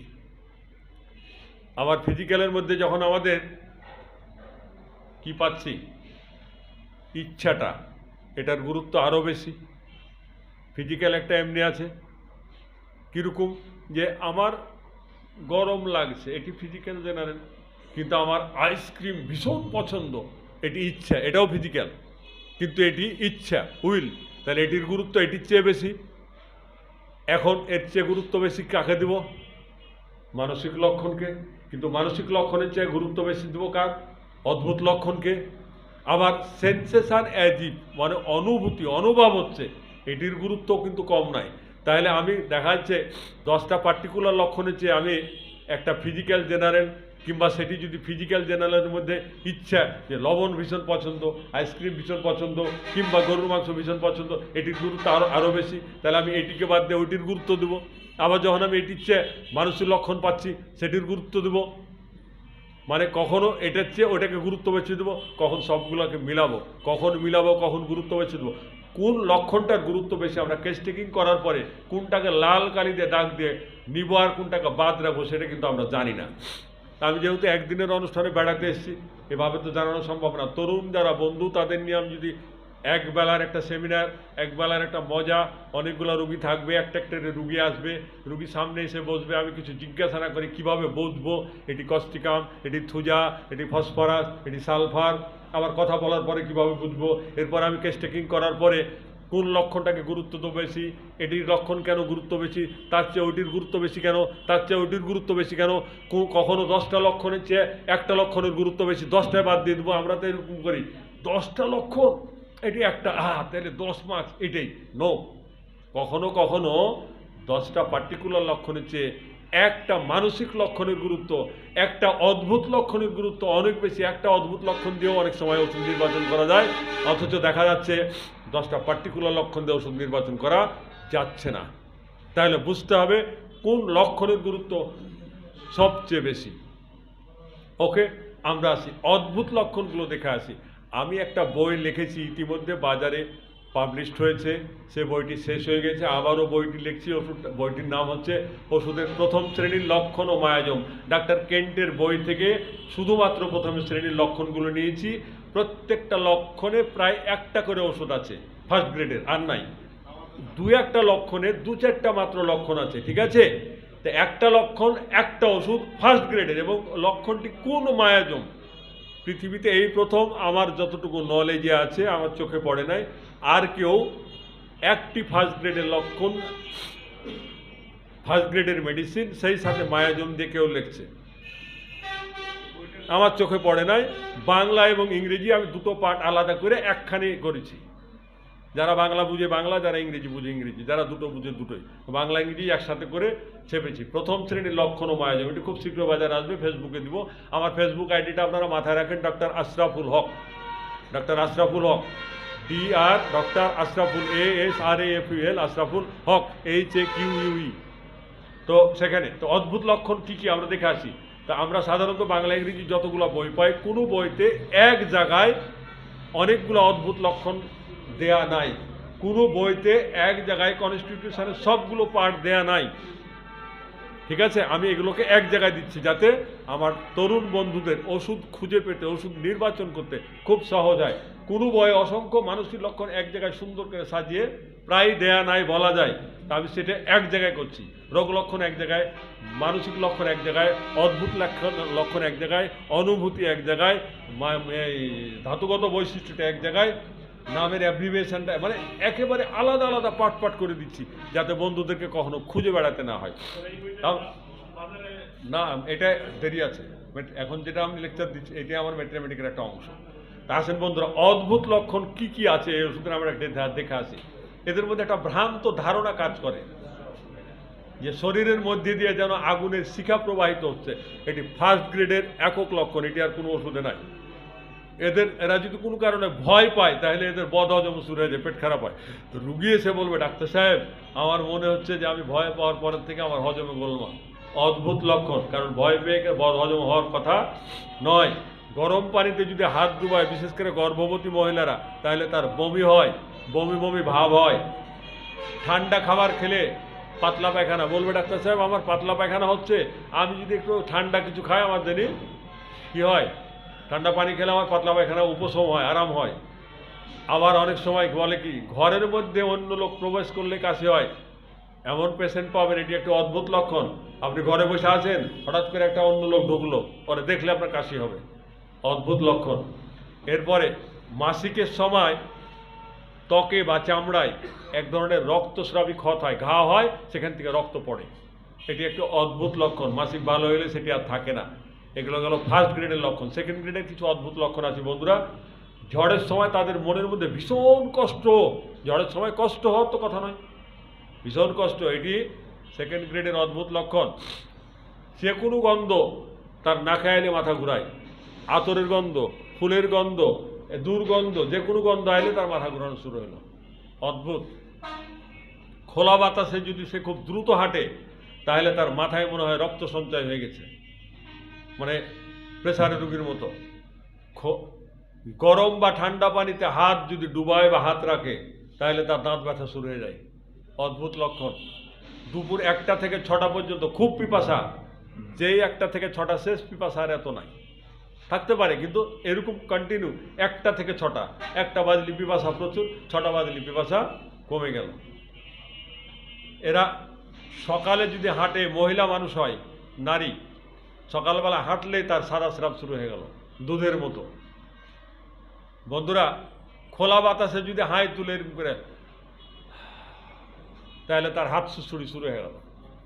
হাই তুললে কি হাত সুড়সুড় করে? হাত ফসফরাসের করে।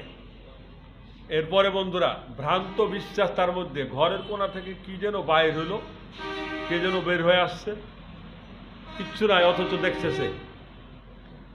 এই গেল হচ্ছে তার পিকুলিয়ার লক্ষণ। এই পিকুলিয়ার লক্ষণগুলো একটা থাকলে ওষুধ নির্বাচন করা যায়। এরপরে আসেন অনুভূতি কি, সেন্সেশন অ্যাজিভ, যেটির গুরুত্ব অনেক। মলদারটা যেন ফাঁক হয়ে আছে এমন মনে হয়। অবশ্য কলেরা রোগীদের মলদার ফাঁক হয়ে যায়। বুকের মধ্যে জ্বালা এমন অনুভূতি, মনে করবো আমার বুকের মধ্যে জ্বালা এমন অনুভূতি। আবার আমাদের যে দু কাঁধ আছে না, দুই কাঁধ, এই যে এই দু কাঁধের মধ্যখানটা জ্বালা করে এমন অনুভূতি। এই 3খানটা সেন্সেশন অ্যাজিভ অর্থাৎ অনুভূতি, এগুলো কিন্তু খুব গুরুত্বপূর্ণ ওষুধ নির্বাচনের ক্ষেত্রে। তো বন্ধুরা আসি ফিজিক্যাল জেনারেল কি একটু দেখে আসি। এদের ফিজিক্যাল জেনারেল হচ্ছে যে উত্তেজনার সময় সমস্ত শরীর কাঁপে এবং উত্তেজিত হলে পায়খানা দেখা দেয়।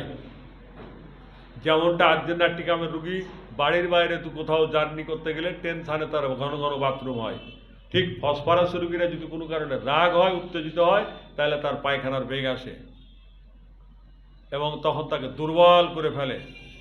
শরীরের পেশিসহ লাফাতে থাকে। অদ্ভুত একটা ব্যাপার। জ্বরের সময় মানুষের রুচি কমে যায়, ফসফরাস রুগীর জ্বরের সময় রুচি বেড়ে যায়। লবণ হচ্ছে তার ফার্স্ট গ্রেডের পছন্দ বন্ধুরা। ফার্স্ট গ্রেডের পছন্দ। আর কি কি ওষুধ আছে? আর্জেন্টাটিকাম, কার্বোভেজ, ফসফরাস, ভিরেট্রাম, নেট্টামিউর এবং ল্যাক্কানিনাম, এই সবগুলো হচ্ছে ভীষণ লবণ পছন্দ করে। সেকেন্ড গ্রেড বললাম না, অনেক সময় লাগবে। আইসক্রিম ভীষণ পছন্দ, ফসফরাস একমাত্র ওষুধ। যদি কেউ বলে আমার ভীষণ পছন্দ আইসক্রিম, যদি কেউ আমার একটা খাওয়াইতে চায়, 3 মাইল আমার হাঁটিয়ে নিয়ে গেল, আমি যাব। ছোটোবেলা আমার মিষ্টির প্রতি খুব ঝোঁক ছিল স্যার। আমার যদি কেউ কয়েছে বাজারে চল মিষ্টি খাওয়াবো, তাহলে চলে গেছে তার সাথে। তো এরকম কিছু আইসক্রিমের রুগী আছে দেখবেন, আইসক্রিম পছন্দ করা। খালি যদি বলেন তার একটা আইসক্রিম দেবো, আর কত দূর হাঁটাই নেবেন, অসুবিধা নেই, তত দূর হেঁটে যাবে, আইসক্রিম তার চাই। বন্ধুরা, ঠান্ডা পানি খুব পছন্দ করে। এরকম ওষুধ কয়টা আছে ফার্স্ট গ্রেডের আমরা একটা দেখে আসি। এখন একটা আর্সেনিক, ব্রায়োনিয়া, ক্যামোমিলা, চাইনা, সিনা, ইউপেটো, পারফোলিয়াম, মার্কসল, মার্কর, নেট্টাম, সাল, ফসফরাস, ভিরেট্রাম, এগুলো সব ফার্স্ট গ্রেড। তো বন্ধুরা, এরা যদিও খুব শীতকাতর, কিন্তু তার মাথা এবং পাকস্থলীতে যদি জ্বালা করে, কষ্ট হয়, সমস্যা হয়, ঠান্ডা পানি মাথায় দিলে মাথার সমস্যা দূর হয়। পাকস্থলীতে ঠান্ডা কিছু খেলে পাকস্থলীর কষ্টটা দূর হয়। এটি একটু অদ্ভুত লক্ষণ বলা যায়। সে শীতকাতর অথচ ঠান্ডা জিনিসই তার মাথা এবং পাকস্থলীকে উপশম দিচ্ছে। বাকি রোগগুলো গরমে কমে। তবে যে কোনো অসুখে তারা পড়ুক না কেন তার সাথে জ্বালা থাকে, যেমন সালফারের যে কোনো রোগের সাথে জ্বালা থাকে, তবে সালফারের জ্বালা কিন্তু সর্বোচ্চ জ্বালা। এই জ্বালা কি যে জ্বালা পারি না বোঝাতে তোমায়, কে বলছে? প্রেমিকা। যাই হোক, যেই বলুক আমাদের ঝামেলা করার দরকার নাই। ক্ষুধার সময় যদি খেতে না পারে তাহলে তারা দুর্বল হয়ে পড়ে, যদি একটু খেতে পায় তাহলে কি হয়? খুব শান্তি লাগে, শরীরটা ভালো লাগে। তবে গরম খাবার তারা সহ্য করতে পারে না। যদি কখনো কোনো রুগী এসে বলে ডাক্তার সাহেব গরম খাবার আমার সহ্য হয় না, তাহলে ফসফরাসকে একটু মনে রাখার চেষ্টা করবেন। যদিও গরম খাবার সহ্য হয় না এরকম আরও অনেক ওষুধ আছে। সময় কম, আমি সে আলোচনায় যাচ্ছি না।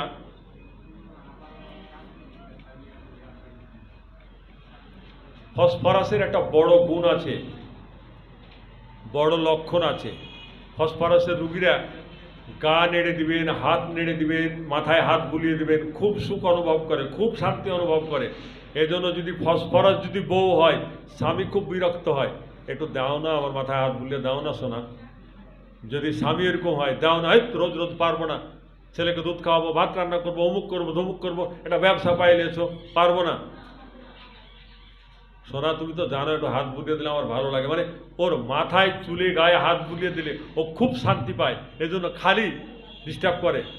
প্রেমিক প্রেমিকাকে, প্রেমিকা প্রেমিককে, স্বামী স্ত্রীকে, স্ত্রী স্বামীকে, বাচ্চারা পর্যন্ত মা একটু হাত বুলিয়ে দাও, হ্যাঁ মা বলবে বাবু কি বলবো, ওর গায়ে যদি একটু হাত বুলিয়ে দিই, মাথায় হাত বলে, ও যে কি শান্তি, ও আর ডিস্টার্ব করে না। গায়ে হাত বুলিয়ে দিলে শান্তি অনুভব, সুখ অনুভব। ফসফরাস মনে রাখবেন, এটি একটি দারুণ লক্ষণ।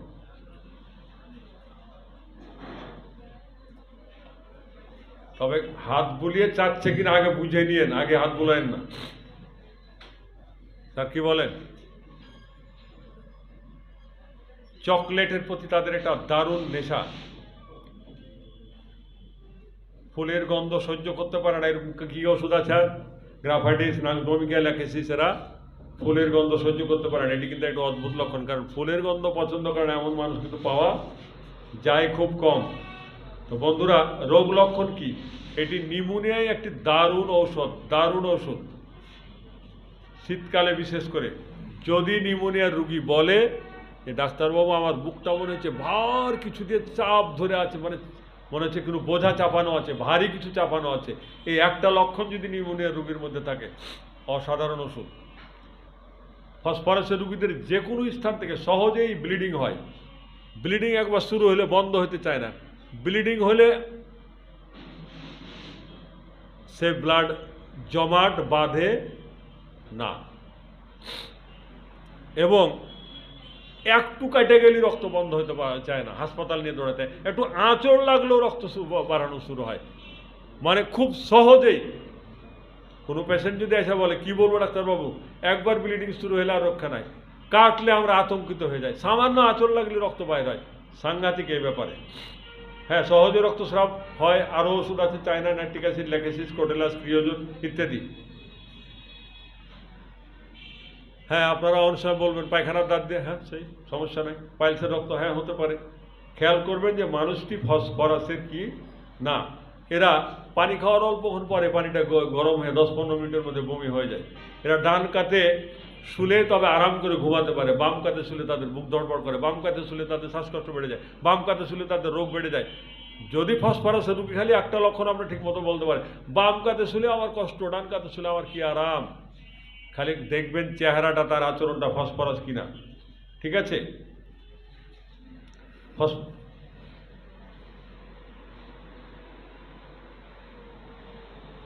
দাঁতের গোড়া থেকে সহজেই রক্তপাত হয়।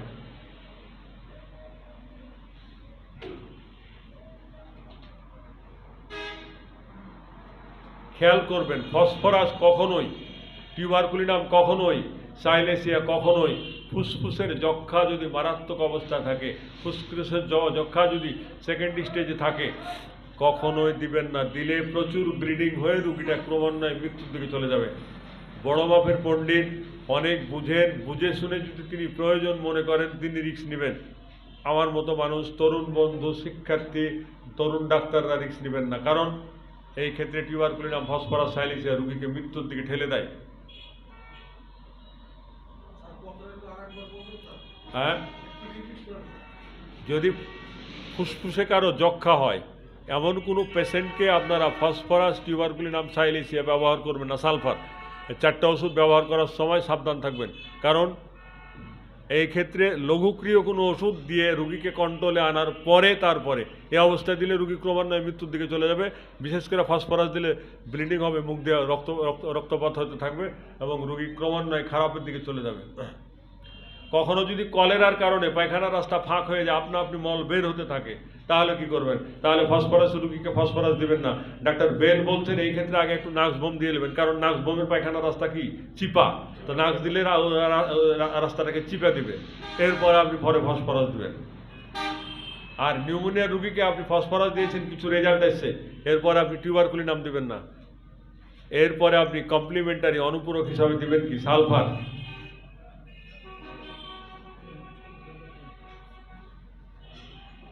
একটা জিনিস খেয়াল রাখবেন, সেটা হলো যে সকালবেলা যদি কারো কণ্ঠস্বর ভেঙে যায় তাহলে কি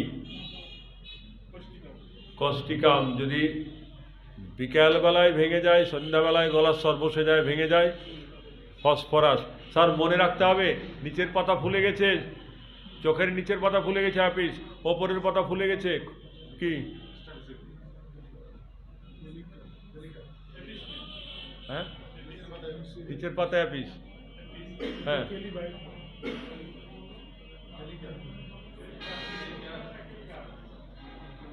দু পাতায় ফুলে গেলে ফসফরাস দিবেন, নিচের পাতায় অ্যাপিস, ওপরের পাতায় ক্যালিকার, আর যদি দু পাতায় ফুলে যায় ফসফরাস। বাম কান যদি ব্যথা হয় মার্ক বিনায়ড, ডান কান যদি ব্যথা হয় মার্ক প্রোটয়েড, যদি দু কানই ব্যথা হয় মার্ক সল।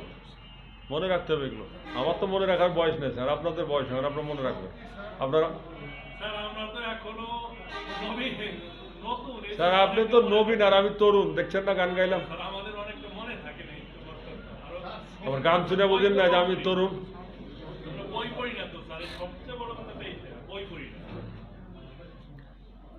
স্যার একটা কথা বলি আর কি, সেটা হচ্ছে এরকম যে আমরা সব সময় অরিজিনালের মধ্যে থাকব।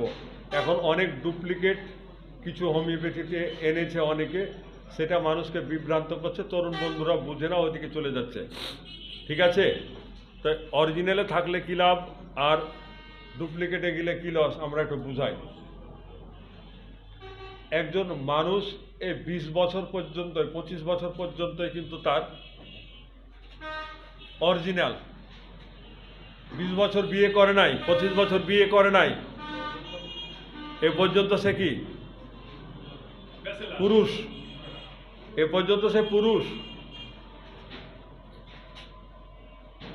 মানে দুষ্টামি করে একজন একটা গল্প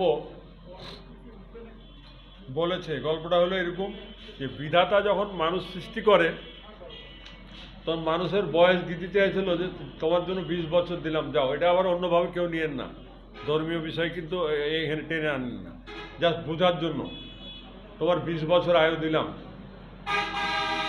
ঠিক আছে। তো তার আগে হয়েছে কি, গাধা সৃষ্টি করার সময় গাধারে বলছে তোর বয়স হলো 40 বছর, তো তুই খুব নিরীহ শান্ত প্রাণী হবি, তবে তোর খাওয়ার হবে ঘাস পাতা, ভালো কোনো খাবার থাকবে না, আর তোকে সারা জীবন মানুষে বোঝা বহাইবে। তো বলছে যে সৃষ্টিকর্তা আমারও যদি খালি বোঝাই বইতে হয় তাহলে আর আমার 40 বছর দরকার নেই, আমার আপনি 20 বছরই দেন, 20 মাইনাস করেন। তো এখন ওই বানর সৃষ্টির সময় বানরকে বলছে তোর বয়স 20 বছর, তুই গাছের ডালে ডালে ঘুরবি, মানুষকে আনন্দ দিবি, কিন্তু কোনোদিন বাড়ি ঘরে থাকতে পারবে না, তোর নির্দিষ্ট কোনো বাড়ি ঘর থাকবে না। তো কয় তাই যদি হয় গাছে গাছে রোদে বৃষ্টিতে, তাহলে আমার 20 বছর দরকার না, 10 মাইনাস করে দেন। তো ঠিক আছে। এখন বিড়াল সৃষ্টির সময় বিড়ালকে ওরকম 20 বছর দিতে চাইছে। বিড়ালকে বলছে তোরা মানুষ খুব আদর করবে, কিন্তু ভালো খাবার না, খালি হাড় কাটা মোটা খায় থাকতে হবে। তো বিড়াল বলছে যদি কাটা মোটা খাই থাকা লাগে, বিরিয়ানি পোলাও যদি নাই জুটে ভাগে, তাহলে আর দরকার না, আমার 10 বছর মাইনাস করে। আরে মানুষ সৃষ্টির সময় মানুষের কয় তুমি পৃথিবীর শ্রেষ্ঠ প্রাণী, সব ভালো খাবে, ভালো নিয়ামত ভোগ করবে, তোমার বয়স 20। আল্লাহ আমাকে পৃথিবীর সবচেয়ে শ্রেষ্ঠ জীব বানাইতেছেন, আর মাত্র 20, আমার ঠগা হয়ে যায়, পোষায় না। তো কী করতে হবে? কয় গাধার যে 10 রেখে দিয়েছেন 20, ওইটা আমার দেন, ওই বানরের 10টা দিয়ে দেন, ওই বিড়ালের 10 দিয়ে দেন, জোড়া দিলে আমার কিন্তু মোটামুটি পুষিয়ে যায়, 65 হয়ে যায়। কয় তাই? কয় হ্যাঁ। ঠিক আছে তাই দিলাম। তো অরিজিনালি ছিল কত তার? 20 বছর। এই 20 বছরই সে কি পুরুষ, ক্ষমতা দেখাচ্ছে, দাপট দেখাচ্ছে, কাজ করবো না, বসে খাইছে, মাস্তানি করছে, মানে কোনো বোঝা ছিল না, চাপ ছিল না। কিন্তু 20 বছর পরে বিয়ে যখন হয়ে গেছে, তখন সংসারের বোঝা ঘাড়ে চেপে গেছে গাধার মতো। তারপরে ছেলের বউ নাতি পুতিনের হাতে পড়ে গেছে, এখন কি খাচ্ছে? বিড়ালের মতো, যেটা বাসি এঠে কুঠে এটি দেয়। তারপরে যখন বয়স হয়ে গেছে আর একটু বেশি, এখন এই ছেলে কয় একা আমি পুষবো, ও জমি পাবে না, ও বলছে আমি একা পুষবো, ও জমির ভাগ নিবে না। এখন সবার ঘরে ঘরে বাঁদরের মতন ঘুরে বেড়ায়, এর বাড়িতে 2 মাস খায়, ওর ঘরে 2 মাস খায়, ওর নাতিটাকে ওই ছেলেটাকে নিয়ে একটু আনন্দ দিতে যায়, ওর ছেলেটাকে একটু কোলে করে আনন্দ দেয়, মানে বানর যেমন আনন্দ দেওয়া কাজ, ডালে ডালে ঘুরে বেড়ায়। এখন এই ভদ্রলোক বা মানুষ যদি 20 বছরই থাকতো, দাপটের সাথে মরে যেত, কথা ছিল না। ওই যে বানরের থেকে হাওলত করেছে, বিড়ালের থেকে হাওলত করেছে, ওই গাধার থেকে হাওলত করেছে বয়স, সেই কারণে এখন কিছুটা জীবনের কিছু অংশ গাধার মতো কষ্ট, কিছুটা বানরের মতো, কিছুটা বিড়ালের মতো। অরিজিনালে থাকলে কি থাকতো? সে পুরুষের মতোই থাকতো। তা আপনি হোমিওপ্যাথিতে থাকেন, অরিজিনালে থাকেন, প্রকৃত হোমিওপ্যাথির মতো, হ্যানিম্যানের মতো, পুরুষের মতো থাকবেন। আর যদি হাওলত করেন অমুক মেথড থেকে একটু, অমুকের মেথড থেকে একটু, অমুকের মেথড থেকে একটু, তাহলে কখনো গাধার মতো থাকবেন, কখনো বিড়ালের মতো থাকবেন, কখনো বানরের মতো থাকবেন, তাল ছাড়া থাকবেন। যে কুটুকু দিয়ে গেছে হ্যানিম্যান, এই কুটুকুই রাখেন, এতটুকুই, পুরুষের মতো থাকুক। স্যার আপনারা কি একমত? তাহলে মেথডের পিছনে হ্যানিম্যান যে মেথড দেখেছে, অন্য কোনো মেথডের পিছনে আমরা যেন না যাই। এখন কিছু মানুষ করে কি, একসাথে 12টা ওষুধ, 15টা ওষুধ, পেটেন ফাইল, মাদার, বায়োকেমিক, এতটি ওষুধ কেন দিলা ভাই? কয় ওইটা দিই, সিঙ্গেল দিই, কাম না করে, ফেল মারে, রুগীতে হাত ছাড়া হয়ে যাবে, তাই একটু সাবধান থাকা ভালো। সাবধান হয়েছি, তাই সাবধান থাকা মর্মে একটা গল্প আপনাদের শোনাই। বহু দূর থেকে এসেছি, গল্প একটা দূরে না শোনাইলে হয়। এটা কত তালা? 4 তালা। তো মনে করেন এটাও 4 তালা, রোডের ওই পারে একটা 4 তালা। তো এখন শীতের সময় ওই ল্যাব যারা তৈরি করে, তারা মনে করেন ল্যাব তৈরি করতে আসে, তো এই বিল্ডিংয়ের ভাবি মনে করেন একটা ল্যাব সিলাইতে দিয়েছে, তো মাইঝাতে বসে ফ্লোরে, এটা তো 4 তালা, আর ওই ভদ্রলোক মাটিতে 4 তালা নিচে মাটিতে বসে ল্যাব সিলাইছে, এরকম বড় সুই দিয়ে। এ বাড়ির বারান্দার ভাবি এভাবে দেখছে, আর ওই বাড়ির বারান্দার ভাবি এইভাবে নিচে মাথা দিয়ে দেখছে, কেমনে সিলাইছে, একটু দেখতে ভালো লাগছে। তো যখন এই বারান্দার ভাবির নিচতলায়, তো যখন ওই সুইটা এরকম করে উঁচা করে, তখন এ বাড়ির বারান্দার ভাবি এরকম করে মাথাটা পিছনে করে। আবার যখন সুইটা এরকম করে ঢুকায়, তখন এমনি করে দেখে, যখন সুইটা আবার উঁচা করে, তখন মাথা এমনি করে সরায়। ওই বাড়ির ভাবি দেখা কয়, কিরে সুই ঢুকায়, তখন এরকম দেখে, সুই উঁচা করলে এরকম করে, কারণ কি? ও তো মনে হয় সুই দেখা ডরাইছে। তো ওই আবার বলছে, ভাবি সুই যখন উঁচা করে, আপনি মাথায় এরকম করেন কি? আপনাকে কি সুইয়ের বুতা লাগবে? আপনি তো 40 হাত ওপরে আছেন, ও তো 40 হাত নিচে। কয় ভাই রে, একটু সাবধান থাকা ভালো। তো ঘটনা হলে এত সাবধান থাকা ভালো না যে 40 হাত নিচে 1 হাত উঁচা, তাই আপনি মাথায় এরকম করেন। আপনার 12টা ওষুধ দিয়ে এত সাবধান থাকার দরকার নেই। গুতা লাগবে না, এটা মাথায় রাখেন। আপনি সিঙ্গেল ওষুধ দেন, কাজ হবে ইনশাআল্লাহ, টেনশন করার কোনো কারণ নাই।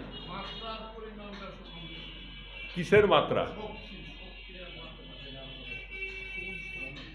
মানে এই ওষুধের কত শক্তি ব্যবহার করবেন তাই, নাকি সব ওষুধের কথা বলছেন? একটা অনলি ফসফরাস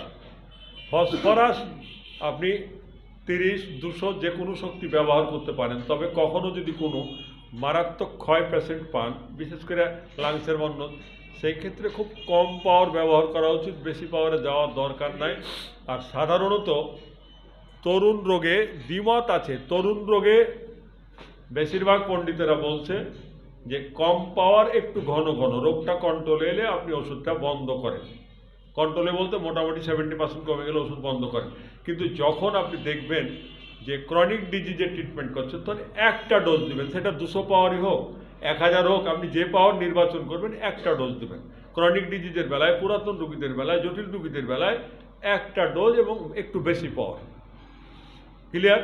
কিন্তু খেয়াল করবেন, যদি কখনো কোনো রোগীর জীবনী শক্তি খুব দুর্বল থাকে, শরীর তাজা থাকতে পারে, শরীর তাজা এক জিনিস, জীবনী শক্তি আর এক জিনিস।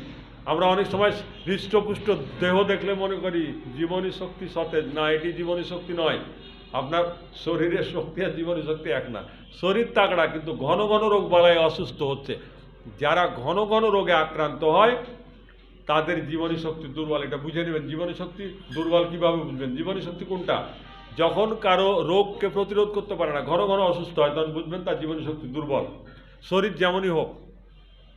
আর যখন দেখবেন ঘন ঘন রোগ বালায় আক্রান্ত হয় না, তখন বুঝবেন তার জীবনী শক্তি মজবুত আছে। তো জীবনী শক্তি যখন সতেজ থাকে তখন আপনি পাওয়ারটা একটু বেশি দিতে পারবেন, কিন্তু জীবনী শক্তি দুর্বল হলে কম পাওয়ার দেবেন। কারণ দুর্বল জীবনী শক্তি রুগীকে বেশি পাওয়ার দিলে রুগী কিন্তু ক্ষতিগ্রস্ত হয়।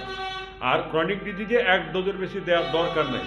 এটা যদি শততমিক ব্যবহার করেন, 50 সহস্রতমিক অর্থাৎ নবতম পদ্ধতির ওষুধ যদি ব্যবহার করেন, তাহলে কি করবেন? নবতম পদ্ধতি নতুন বন্ধুরা বোধহয় জানে না। 0/1 M/1 যেটা, এটাকে আমরা বলি, বা M/2 এটাকে বলি আমরা 50 সহস্রতমিক। আর যেটা 30, 200, 6, 12, 1000 এগুলো হচ্ছে শততমিক। সেই শততমিক যখন ব্যবহার করবেন তখন আপনার জীবনী শক্তি দুর্বল হলে 30, 200 দিয়ে শুরু করতে পারেন, এক ডোজ এনাফ। আর শততমিকে পরস্পর প্রতিদিন এক ডোজ করে 5-7 ডোজ দেওয়া যেতে পারে। তবে ফসফরাস খুব ডিপ মেডিসিন, তো আপনি একদিন দুদিন পর পর এক ডোজ করে কয়েকটা ডোজ দিয়ে বন্ধ রাখতে পারেন। 50 সহস্রতমিকে যদিও লেখা থাকে রেগুলার খেতে পারবেন, একটা পাওয়া শেষ হলে আর একটা খাবে, কিন্তু ডিপ মেডিসিনের বেলায় না দেওয়াই ভালো। আপনি 2-4 ডোজ দিয়ে বন্ধ রাখেন, 50 সহস্রতমিকও বন্ধ রাখেন। কিন্তু তরুণ রোগের বেলায় 50 সহস্রতমিক হোক আর শততমিক হোক, আপনার তীব্র জ্বর, তীব্র